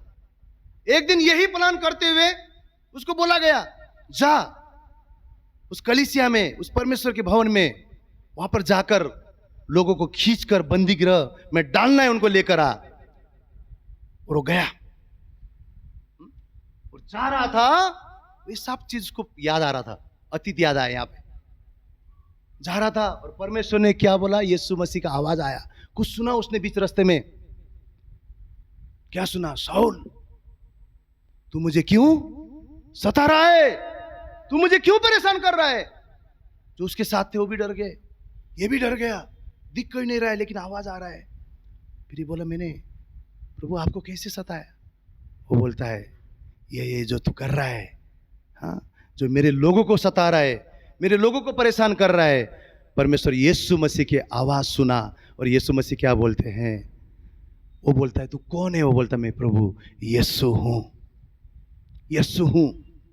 और उस बीच रास्ते में यीशु मसीह की आवाज जब उसने सुना, बाइबल बोलता है वो विश्वासियों का मर्डर करने जाने वाला था और उस आवाज को सुनकर वहीं पर गिर गया और अंधा हो गया 3 दिन के लिए। और उसको नगर में लाया गया। जब परमेश्वर के सेवक हनन्याह के द्वारा प्रार्थना हुआ और परमेश्वर ने उसको क्या दिखाया कि ये जो है ना, ये जो व्यक्ति है ना शाऊल, ये है ना राजाओं में, अन्य जातियों में, इजरायलियों के बीच में ये मेरे नाम की महिमा करेगा। परमेश्वर के अनुग्रह को देखिए, परमेश्वर के अनुग्रह को देखिए। ऐसा व्यक्ति जो विश्वासियों का मर्डर करता है, ऐसा व्यक्ति जो चर्च को तोड़ता है, ऐसा व्यक्ति जो यीशु मसीह के नाम पर विश्वास करने वालों को जेल में डालता है, ऐसे व्यक्ति को परमेश्वर आधे रास्ते में क्या कर रहा है? अनुग्रह कर रहा है, दया कर रहा है। हा? और परमेश्वर के सेवक को बोलता है, जा उसके लिए प्रार्थना कर। और व्यक्ति कौन है पता है? वो मर्डरर नहीं है। आने वाले दिनों में वो राजाओं के बीच में, इजरायलियों के बीच में, अन्य जातियों के बीच में मेरे नाम का प्रचार करेगा। यहां पर पौलुस उन बातों को याद कर रहा है कि मैं कितना धूर्त था, मैं कितना गया गुजरा था, लेकिन परमेश्वर ने मेरे ऊपर क्या किया? अनुग्रह किया। और आगे बढ़कर क्या बोलता है? जो अनुग्रह परमेश्वर ने मेरे ऊपर किया ना, उस अनुग्रह जो परमेश्वर ने मेरे ऊपर किया उसको मैंने व्यर्थ नहीं जाने दिया, और परंतु मैंने उन सब से बढ़कर उस अनुग्रह के ऊपर क्या किया? परिश्रम किया। पौलुस ने क्या किया? परिश्रम किया। प्रभु तूने मुझे चुन लिया है, तेरा अनुग्रह तो मुझ पे है प्रभु, कलीसिया जाऊं या ना जाऊं। फिर से आप बोलेंगे शुरू हो गया भाई, कुछ नहीं कर सकता। कुछ नहीं कर सकता।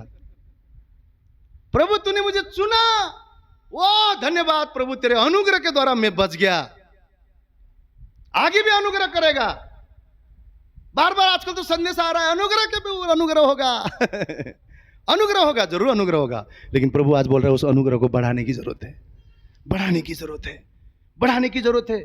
पौलुस ने उस जगह पर अपने अतीत को याद किया, कैसा मैं व्यक्ति था, मेरे खुदा ने मुझ पर अनुग्रह किया। लेकिन आज इन सब प्रेरितों के बीच में मैं प्रेरित बोलने के योग्य भी नहीं हूं, परंतु मैं इनके बीच में सबसे बढ़कर मैंने मेरे अनुग्रह पर, परमेश्वर ने दिया हुआ अनुग्रह पर परिश्रम मैंने किया है, परिश्रम मैंने किया है। इसलिए पौलुस क्या बोलता है? मैंने अच्छे क्या किया है?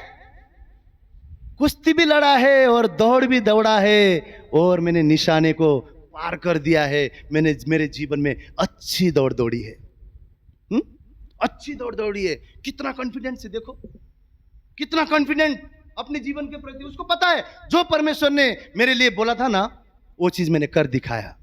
कैसे हुआ ये, कैसे हुआ? उस अनुग्रह के ऊपर उसने परिश्रम किया, उस अनुग्रह के ऊपर परिश्रम किया। आज परमेश्वर केवल विश्वासी से खुश नहीं है, परमेश्वर को चेले चाहिए, और एक कलीसिया चेलों के लिए है। एक एक जन यहां से बाहर जाके ना परमेश्वर को फॉलो करने वाले लोगों को, नरक की राह पर जाते हुए लोगों को झपटने वाले, ऐसे आप में से और मुझ में से बनाने वाला है। सिर्फ आया, विश्वास किया, मिल गया, विश्वास किया, मिल गया। परमेश्वर बोल रहा है विश्वासी से बढ़कर मुझे चेले चाहिए, मुझे चेले चाहिए। तुम्हारे अनुग्रह पर परिश्रम करो, जो परमेश्वर ने दिया है बुलाहट, उसके ऊपर परिश्रम करो। आया, बैठा, सुना, हालेलुया, थैंक यू जीसस, गया। परमेश्वर ने आपके लिए, आपके लिए, मेरे लिए जो अनुग्रह परमेश्वर ने हमें दिया है ना, परमेश्वर चाहता है कि उस अनुग्रह को हम बढ़ाएं और हम भी एक दिन कह सके मैंने अच्छी रेस, अच्छी कुश्ती भी लड़ा है, अच्छी दौड़ भी मैंने जीता है, मैंने मेरे दौड़ को पूरा किया है, मैंने मेरे दौड़ को पूरा किया है, मेरे परमेश्वर ने दिया हुआ काम को मैंने पूरा किया है। एक समय निकालकर घर पे जाके बैठ के सोचिए, प्रभु ने मुझे इतने के लिए बुलाया है क्या? हाँ, काम करे, पेट के लिए कर रहे हैं हम। कभी अपने आप को लाचार और ऐसे मत बोलिए, अरे मैं बहुत काम करता हूँ, बहुत पैसा कमाता हूँ, घर को बड़ा मुश्किल से चला रहा हूँ, कुछ काम नहीं कर रहे, हमारे लिए कर रहे हैं। परमेश्वर के लिए हमने क्या किया है? परमेश्वर के हमने क्या किया है? पौलुस को जब उस अनुग्रह का इंपॉर्टेंस पता चला ना, बाइबल बोलता है मिलो, मिल जाकर अन्य जातियों में परमेश्वर के सुसमाचार को बांटने लगा और कलीसिया निर्माण करने लगा। आज ये पवित्र शास्त्र आप जो पढ़ते हैं, इसमें से 12-13 अध्याय पौलुस ने लिखा है। हाँ, अलग अलग कलीसिया बनाकर उनको पत्री लिखने लगा, इस कलीसिया में ये कमी है, उस कलीसिया में ये कमी है, यहां पर ये करने की जरूरत है। अलग अलग जगह पर परमेश्वर के भवन निर्माण करने लगा, अलग अलग जातियों पर परमेश्वर के बारे में सुसमाचार बांटने लगा। क्यों? क्यों? उस दमिश्क के रास्ते पर जो परमेश्वर ने अनुग्रह किया ना, उस अनुग्रह को उसने परिश्रम में बदला। परिश्रम के द्वारा शुरुआत में आप और मेरे जीवन में छोटा सा अनुग्रह होगा, छोटा सा अनुग्रह होगा, लेकिन आप और मुझे क्या करना है? उस छोटी अनुग्रह को बढ़ाना है, उस छोटे अनुग्रह के ऊपर परिश्रम करना है। आज विश्वासी इतना गरीब क्यों है? संसार का सबसे बड़ा अमीर कौन है पता है? आयुष, सबसे बड़ा अमीर कौन है संसार में? हाँ, कोई है ना? हाँ। वो अगर बांटने जाएगा पैसा, हाँ, पूरे संसार के लोगों को, हाँ, तो भी उसके पास वो इतना पैसा है कि वो बांट सकता है।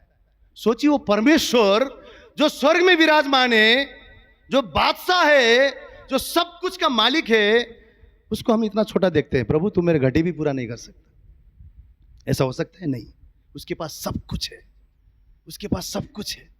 क्यों आज विश्वासी इतने ज्यादा अपने जरूरत को भी पूरा नहीं कर सकते हैं? क्यों? जो परमेश्वर ने अनुग्रह दिया है ना, उसको परिश्रम नहीं कर रहे हैं।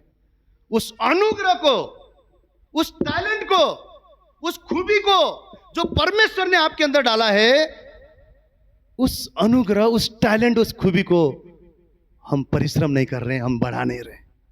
हम किसको बोलते हैं? प्रभु तूने नहीं दिया।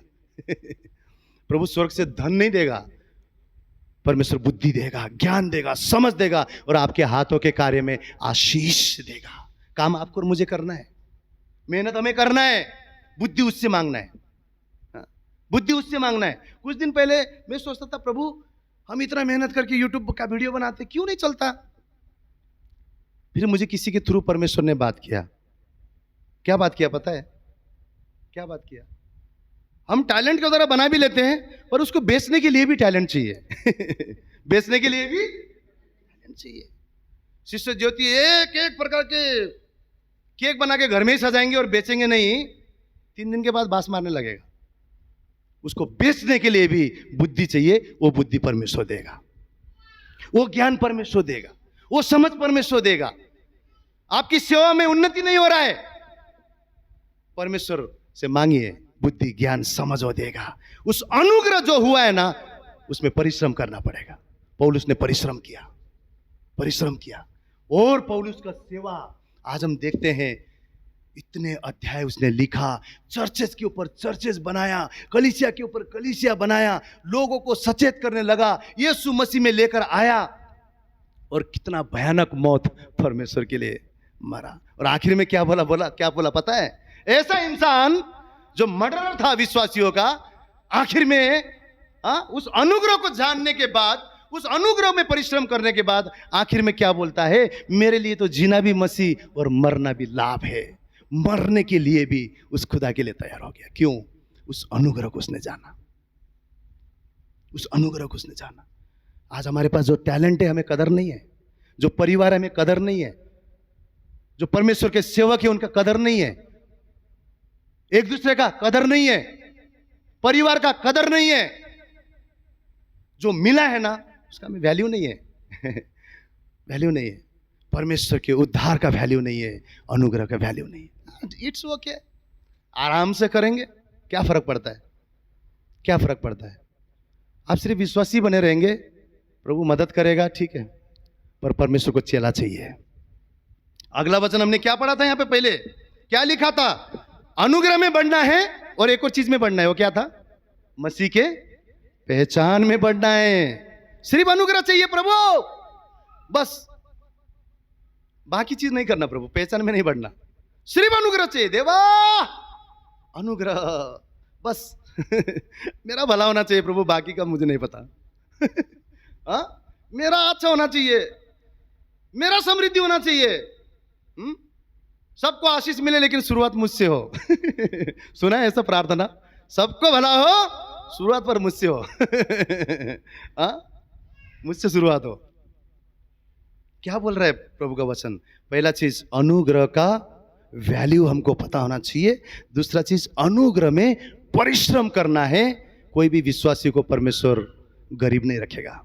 आप जब जान जाएंगे ना, जो अनुग्रह परमेश्वर ने दिया है उसको बढ़ाना सीख जाएंगे, जब परिश्रम करेंगे उसके ऊपर ना, आप कभी भी लाचार मसीह नहीं होंगे, कभी भी कमी घटी में नहीं होंगे। क्योंकि बाइबल बोलता है तुम किसी से उधार नहीं मांगोगे, तुम राष्ट्र को उधार देने वाले बनोगे। ये बोलने वाला पिता झूठा नहीं है, ये बोलने वाला परमेश्वर झूठा नहीं है। एक समय आएगा सिस्टर, एक समय आएगा भाई, हम अगर हमारे जो दिया हुआ अनुग्रह पे काम करेंगे ना, लोग हमारे द्वारा आशीष पाएगा। और ये हाथ है ना सदा देने वाला बनेगा। उस अनुग्रह को पहचानिए, उस अनुग्रह पर परिश्रम कीजिए। एसाव ने एक दाल के प्लेट के लिए उसने अपना एकलौता जो पहलौटा का आशीष था उसे बेच दिया। क्या आज परमेश्वर के अभिषेक को आप बेच रहे हैं? क्या आज परमेश्वर ने दिया हुआ उस अनुग्रह को आप बेच रहे हैं? क्या आप उस अनुग्रह को वैल्यू ना देते हुए कोई बात नहीं, प्रभु है, अनुग्रह करता रहेगा, वो भला पिता है, करता भी रहेगा, पर वो आज केवल विश्वासी नहीं चेले की उम्मीद कर रहा है। चेला कौन है? जो उसके पहचान में भी बढ़ते हैं। बोलिए पहचान में भी बढ़ते हैं, बोलिए पहचान में भी बढ़ते हैं। किसके पहचान में? मसीह के पहचान में भी बढ़ते हैं, है ना? क्या बोल रहा है अगला वचन? पहचान में भी बढ़ते जाओ, मसीह के पहचान में भी बढ़ते जाओ। मसीह के पहचान में भी बढ़ते जाओ। यहां पर यह वचन में हमें क्या सिखाता है? पहचान में बढ़ने का अर्थ क्या है? परमेश्वर के जैसा स्वरूप हमारे अंदर आना, परमेश्वर के जैसे गुण हमारे अंदर आना, परमेश्वर के जैसे व्यवहार हमारे अंदर आना, स्वयं परमेश्वर हमारे जीवन में आना। यीशु मसीह ने एक दिन क्या बोला पता है अपने चेलों को? तुम में से है ना अगर कोई मेरे पीछे चलना चाहता है, हिंदी में ऐसा लिखा है, पर इंग्लिश में क्या लिखा है? जो मेरे डिसाइपल बनना चाहता है। क्या लिखा है? डिसाइपल, अर्थात जो मेरे चेला बनना चाहता है ना, वो विश्वास करने से चेला नहीं बनता है। सुनिए, विश्वास करने से विश्वासी बनते हैं, पर मसीह के चेले बनने के लिए अपने क्रूस को उठाकर उसके पीछे चलना पड़ता है। ये क्या है? पहचान में बढ़ना है, पहचान में बढ़ना है। अच्छा, क्रूस उठाना है क्या? कितना बड़ा क्रूस लगाऊं? लकड़ी का लगाऊं कि आयरन का लगाऊं, या इधर टैटू बनाऊं क्या? पहले पहले मैं जब नया विश्वासी से भी पहले मैं प्रभु में नहीं था, किधर भी चर्च देखा ना मैं इतना फास्ट करता था और सोचता था प्रभु ये है ना भक्ति है, अरे कोई लोग देखने वाला सोचेगा अरे बहुत अच्छा इंसान है, और ये हमेशा पता ही नहीं था क्या है, पर जहां पे भी चर्च देखा करता था। यीशु को जानता ही नहीं था और ये सब करता था। क्रूस उठाओ, क्रॉस को गले में उठाओ नहीं बोल रहा है। क्रूस उठाने का अर्थ क्या है? अपने आप को इनकार करना। किसी को देखकर गाली देने का मन हो रहा है ना, उसको प्रभु मैं आशीष करता हूं, ये क्रूस उठाना है। हाँ, कभी कभी होता है ना ऐसा, इतने जाकर आपको हुआ है नहीं पता नहीं, मुझे होता है, आप शायद पर मनुष्य को गुस्सा आता है। कोई ऐसा है क्या यहाँ पे जिसको गुस्सा नहीं आता? मुझे आता है। बाइबल बोलता है गुस्सा आएगा, आना भी चाहिए, पर सूर्य अस्त होने से पहले सब मिलमिलाप हो जाना चाहिए। उसको कड़वाहट में, जहर में बदलने नहीं देना है। गुस्सा आएगा, ऐसा लगता है बस, है ना? जाके प्रभु का प्यार अंदर है, क्रूस को उठाया है, ऐसे मन में भी आशीष करता हूं प्रभु। कठिन है, प्रभु ने बोला अपने क्रूस उठाओ, अपने आप को इनकार करो। अपना मन जब लगेगा ना वो लस्ट में, पाप में गिर रहा है, क्या करना है? प्रभु मैं क्रूस उठाता हूं, उस पाप से मुख को मोड़ता हूं। उस व्यक्ति को तो मैं देख के नहीं होता प्रभु, सहने नहीं होता, उससे चर्च में मत लेके आ, ऐसा नहीं प्रार्थना करना है। प्रभु तूने क्रूस उठाया, मैं मेरा क्रूस उठाता हूं। वो क्रूस के द्वारा मैंने सीखा है प्रभु, अपने शत्रु को भी मैं माफ करता हूं। अपने आप को इनकार, अपने मन तो हो रहा है ना बदला लेने का, बदला लेना तो स्वभाव है। हाँ, बदला लेना स्वभाव है, अंदर का मन बोलता है बदला लेना ही। कितनी बार हम बदला के लिए प्रार्थना करते हैं, प्रभु बदला ले। मेरा गलती नहीं था, बदला ले। और वही प्रभु जो बदले के हकदार थे ना, उनके लिए प्रार्थना करता है, प्रभु इन्हें क्षमा कर। जब मसीहत अंदर आएगा, एक सोडा के बोतल अगर प्लास्टिक का है, कहीं से भी मारोगे सोडा ही निकलेगा। एक मसीह को कहीं से भी आप पोक करोगे, प्यार ही निकलेगा, क्योंकि अंदर मसीहत है, अंदर परमेश्वर है। ये परमेश्वर आप और मुझसे चाहता है। हाँ, ये चाहता है, बदले की भावना है। जब दो भाई ने, है ना, दो भाई ने भेड़ चढ़ाने के लिए गए, बड़े वाला कौन था? दो भाई थे, कैन और हाबिल। जैसे ही हाबिल का भेड़ परमेश्वर ने लिया, कैन को बड़ा गुस्सा आ गया। क्रूस उठा रहा था क्या? नहीं, ऐसे होता है ना कभी कभी। दूसरे को, हाँ, दूसरे को तारीफ हो गया तो अरे हो जाता जलन। अपना नहीं, हमने भी तो किया था। हाँ, उधर क्या हो गया? जलन आ गया भाई के लिए, भाई के लिए जलन आ गया। और उसने कुछ कान में बोला होगा, चल घूमने जाते हैं, मुझे ऐसा लगता है। चल थोड़ा बाहर घूमने जाते हैं। और क्या बोलता है? मैदान में ले जाकर उसका मर्डर किया। और यहोवा को आना पड़ा। क्यों पता है? क्यों पता है? वो जो हाबिल का खून था ना, वो खून बाइबल बोलता है स्वर्ग में आवाज लगा रहा था। क्या बोल रहा होगा? अरे मेरा कोई गलती नहीं है, हाँ? मेरा कोई गलती नहीं है, इसने मुझे मारा है, इसने मुझे मारा है, इसने मुझे मारा है, मेरा गलती नहीं है, इसने मुझे मारा है। भूमि बाइबल बोलता है आवाज देने लगा। परमेश्वर को नीचे उतरना पड़ा, परमेश्वर को आना पड़ा। क्या बोल रहा है वो खून? बदला मांग रहा है। खून क्या बोल रहा है? बदला मांग रहा है, हिसाब मांग रहा है। हमारा खून है ना, हिसाब मांगता है। जब यीशु का खून आता है, बाइबल क्या बोलता है? हाँ, हाबिल के खून से कहीं ज्यादा यीशु मसीह का खून आप और मेरे लिए अच्छा बोलता है। वो अच्छा क्या है पता है? क्या है? माफी बोलता है।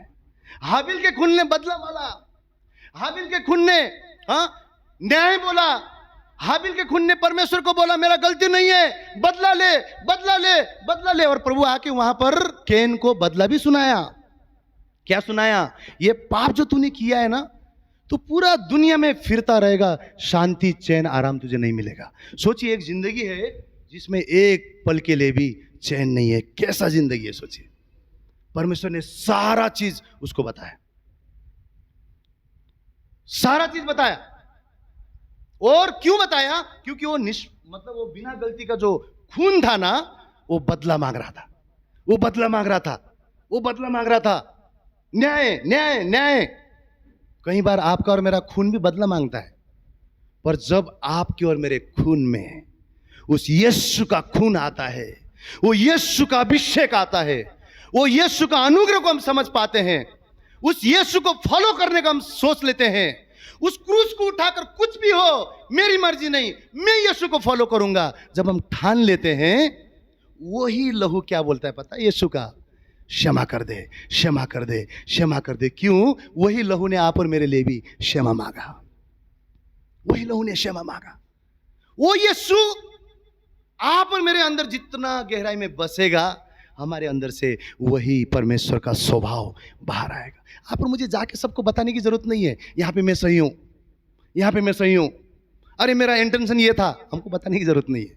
आपके अंदर परमेश्वर है, लोग अपने अब समय आने पर देखेंगे, आपके द्वारा, आपके जीवन के चाल चलन के द्वारा, आपके जीवन के बातों के द्वारा। मसीह में आने से पहले जैसा आपका आवाज था, आज भी प्रभु में आने के बाद सालों साल भी वही आवाज, वही गाली, वही दुष्ट बातें, बुरी बातें दूसरों को। हाँ, वहां पे मैं बोलता हूं, कैन ने हत्या किया। आज विश्वासी जीवन में परमेश्वर को पाया हुआ इंसान भी ना, कितने लोगों के चरित्र हत्या करते हैं, पता है आपको? कैरेक्टर की हत्या करते हैं, जीती जी मारते हैं। वही चीज उधर भी हुआ, उधर शरीर में हुआ, आज लोग उनके चरित्र को भी हत्या करते हैं। क्यों? मसीहत, मसीह में होने के बाद में भी अनुग्रह, अनुग्रह, अनुग्रह पहचान में कभी भी नहीं बढ़े। परमेश्वर अनुग्रह में बढ़ाना चाहता है, परमेश्वर पहचान में बढ़ाना चाहता है। आज लौटने का दिन है, केवल अपने फायदे के लिए नहीं, उसकी बुलाहट को पूरा करने के लिए, उस फिर से अनुग्रह में लौटने का समय है, उस पहचान में लौटने का समय है। प्रभु, अब मैं नहीं, परंतु मुझ में तू जीवित होने पाए। एक मर्डरर कैसे बोल सकता है मेरे लिए जीना भी मसीह और मरना भी लाभ है, जब अनुग्रह के ऊपर उसने परिश्रम किया। क्या आज हम उस अनुग्रह के ऊपर, उस पहचान के ऊपर परिश्रम कर रहे हैं? पहचान के ऊपर परिश्रम कर रहे हैं। आज लौट आने का दिन है। उड़ाऊ पुत्र को जब होश आया, होश आया, मैं एक बात जब पढ़ता हूं ना, मुझे रोना आता है। वो ना अपने बाप के लिए कभी नहीं आया बाप के प्यार के लिए कभी नहीं आया, वो खाने के लिए आया। पर वो बाप हर दिन उठ के देखता होगा, शायद आ जाएगा, शायद आ जाएगा। सुअर के बीच में रहकर, कीचड़ में रहकर, वो फली खाने वाला बच्चा, इंसान, यूथ, लड़का हैंडसम बन के आया होगा क्या? नहीं है? बाल काला काला दिखता होगा, कीचड़ से भरा हुआ, कैसे भी भागते भागते आ रहा है पापा के घर में। बाप तो जानता था ना, आ रहा है मेरे लिए नहीं आ रहा, खाने के लिए आ रहा है बाप जानता था। बट यहां पे पॉइंट क्या था? उस पिता को है ना, इस बात की दुख नहीं थी खाना के लिए आ रहा है, उसको इस बात की खुशी थी कि एटलीस्ट घर में आ रहा है, एटलीस्ट घर में आ रहा है। यही वचन हमने सबसे पहले पढ़ा। क्या? उसके दया के सिंहासन पर हियाव बांधकर आओ, और वो अनुग्रह आवश्यकता के समय पर तुम्हारे जीवन में होगा। बड़े ध्यान से सुनिए। प्यार नहीं करता था, अनुग्रह हुआ। बाप के घर में आया, अनुग्रह हुआ, स्वागत हुआ। जैसे आया गले से लगाया। पिता को पता नहीं रहेगा खाने के लिए आया, पर उसने स्वागत किया। सेवकों को बुलाया, आज हमारे घर में पार्टी होना चाहिए, जो भी पाला हुआ बछड़े हैं सबसे अच्छा जो है उसको काटो, चलो पार्टी करेंगे, ये खोया हुआ था बच गया है, हाँ? फिर से वापस आया है, लौट आया है। ए ले बेटा, फिर से अधिकार तेरा है, धार्मिकता का वस्त्र तेरा है। अब तू गैला कीचड़ पाप में नहीं, तू धर्मी है बच्चा। वापस उसने स्वागत किया। उसको पता था प्यार के लिए नहीं आया है, खाने के लिए आया है, तो भी उसको उस पिता का प्यार ऐसा इतना डीप था, उसने उस बात को वहां पर बताया ही नहीं, लगने ही नहीं दिया किसी को, और इस बात से आनंदित हो गया, कुछ भी हो रीजन, मेरा बेटा मेरे घर आ गया है। और फिर से उसने उसका स्वागत करके अधिकार दिया। आज किस मकसद से आप परमेश्वर के पास आते हैं? केवल अनुग्रह पर अनुग्रह हो। जो परमेश्वर ने बोला है अनुग्रह पर अनुग्रह हो, वो जरूर अनुग्रह करेगा, जरूर अनुग्रह करेगा। वो दयालु है, वो कृपालु है। इवन हम योग्य नहीं होते हैं, आज के दिन में भी वो उठाकर अनुग्रह करता है। क्या पिता का यही इच्छा है? इतना इच्छा नहीं है, परमेश्वर का इच्छा है आप और मुझ में से हर एक जन उसकी पहचान में बढ़ने वाले, उसकी पहचान में बढ़ने वाले विश्वासी बन सके।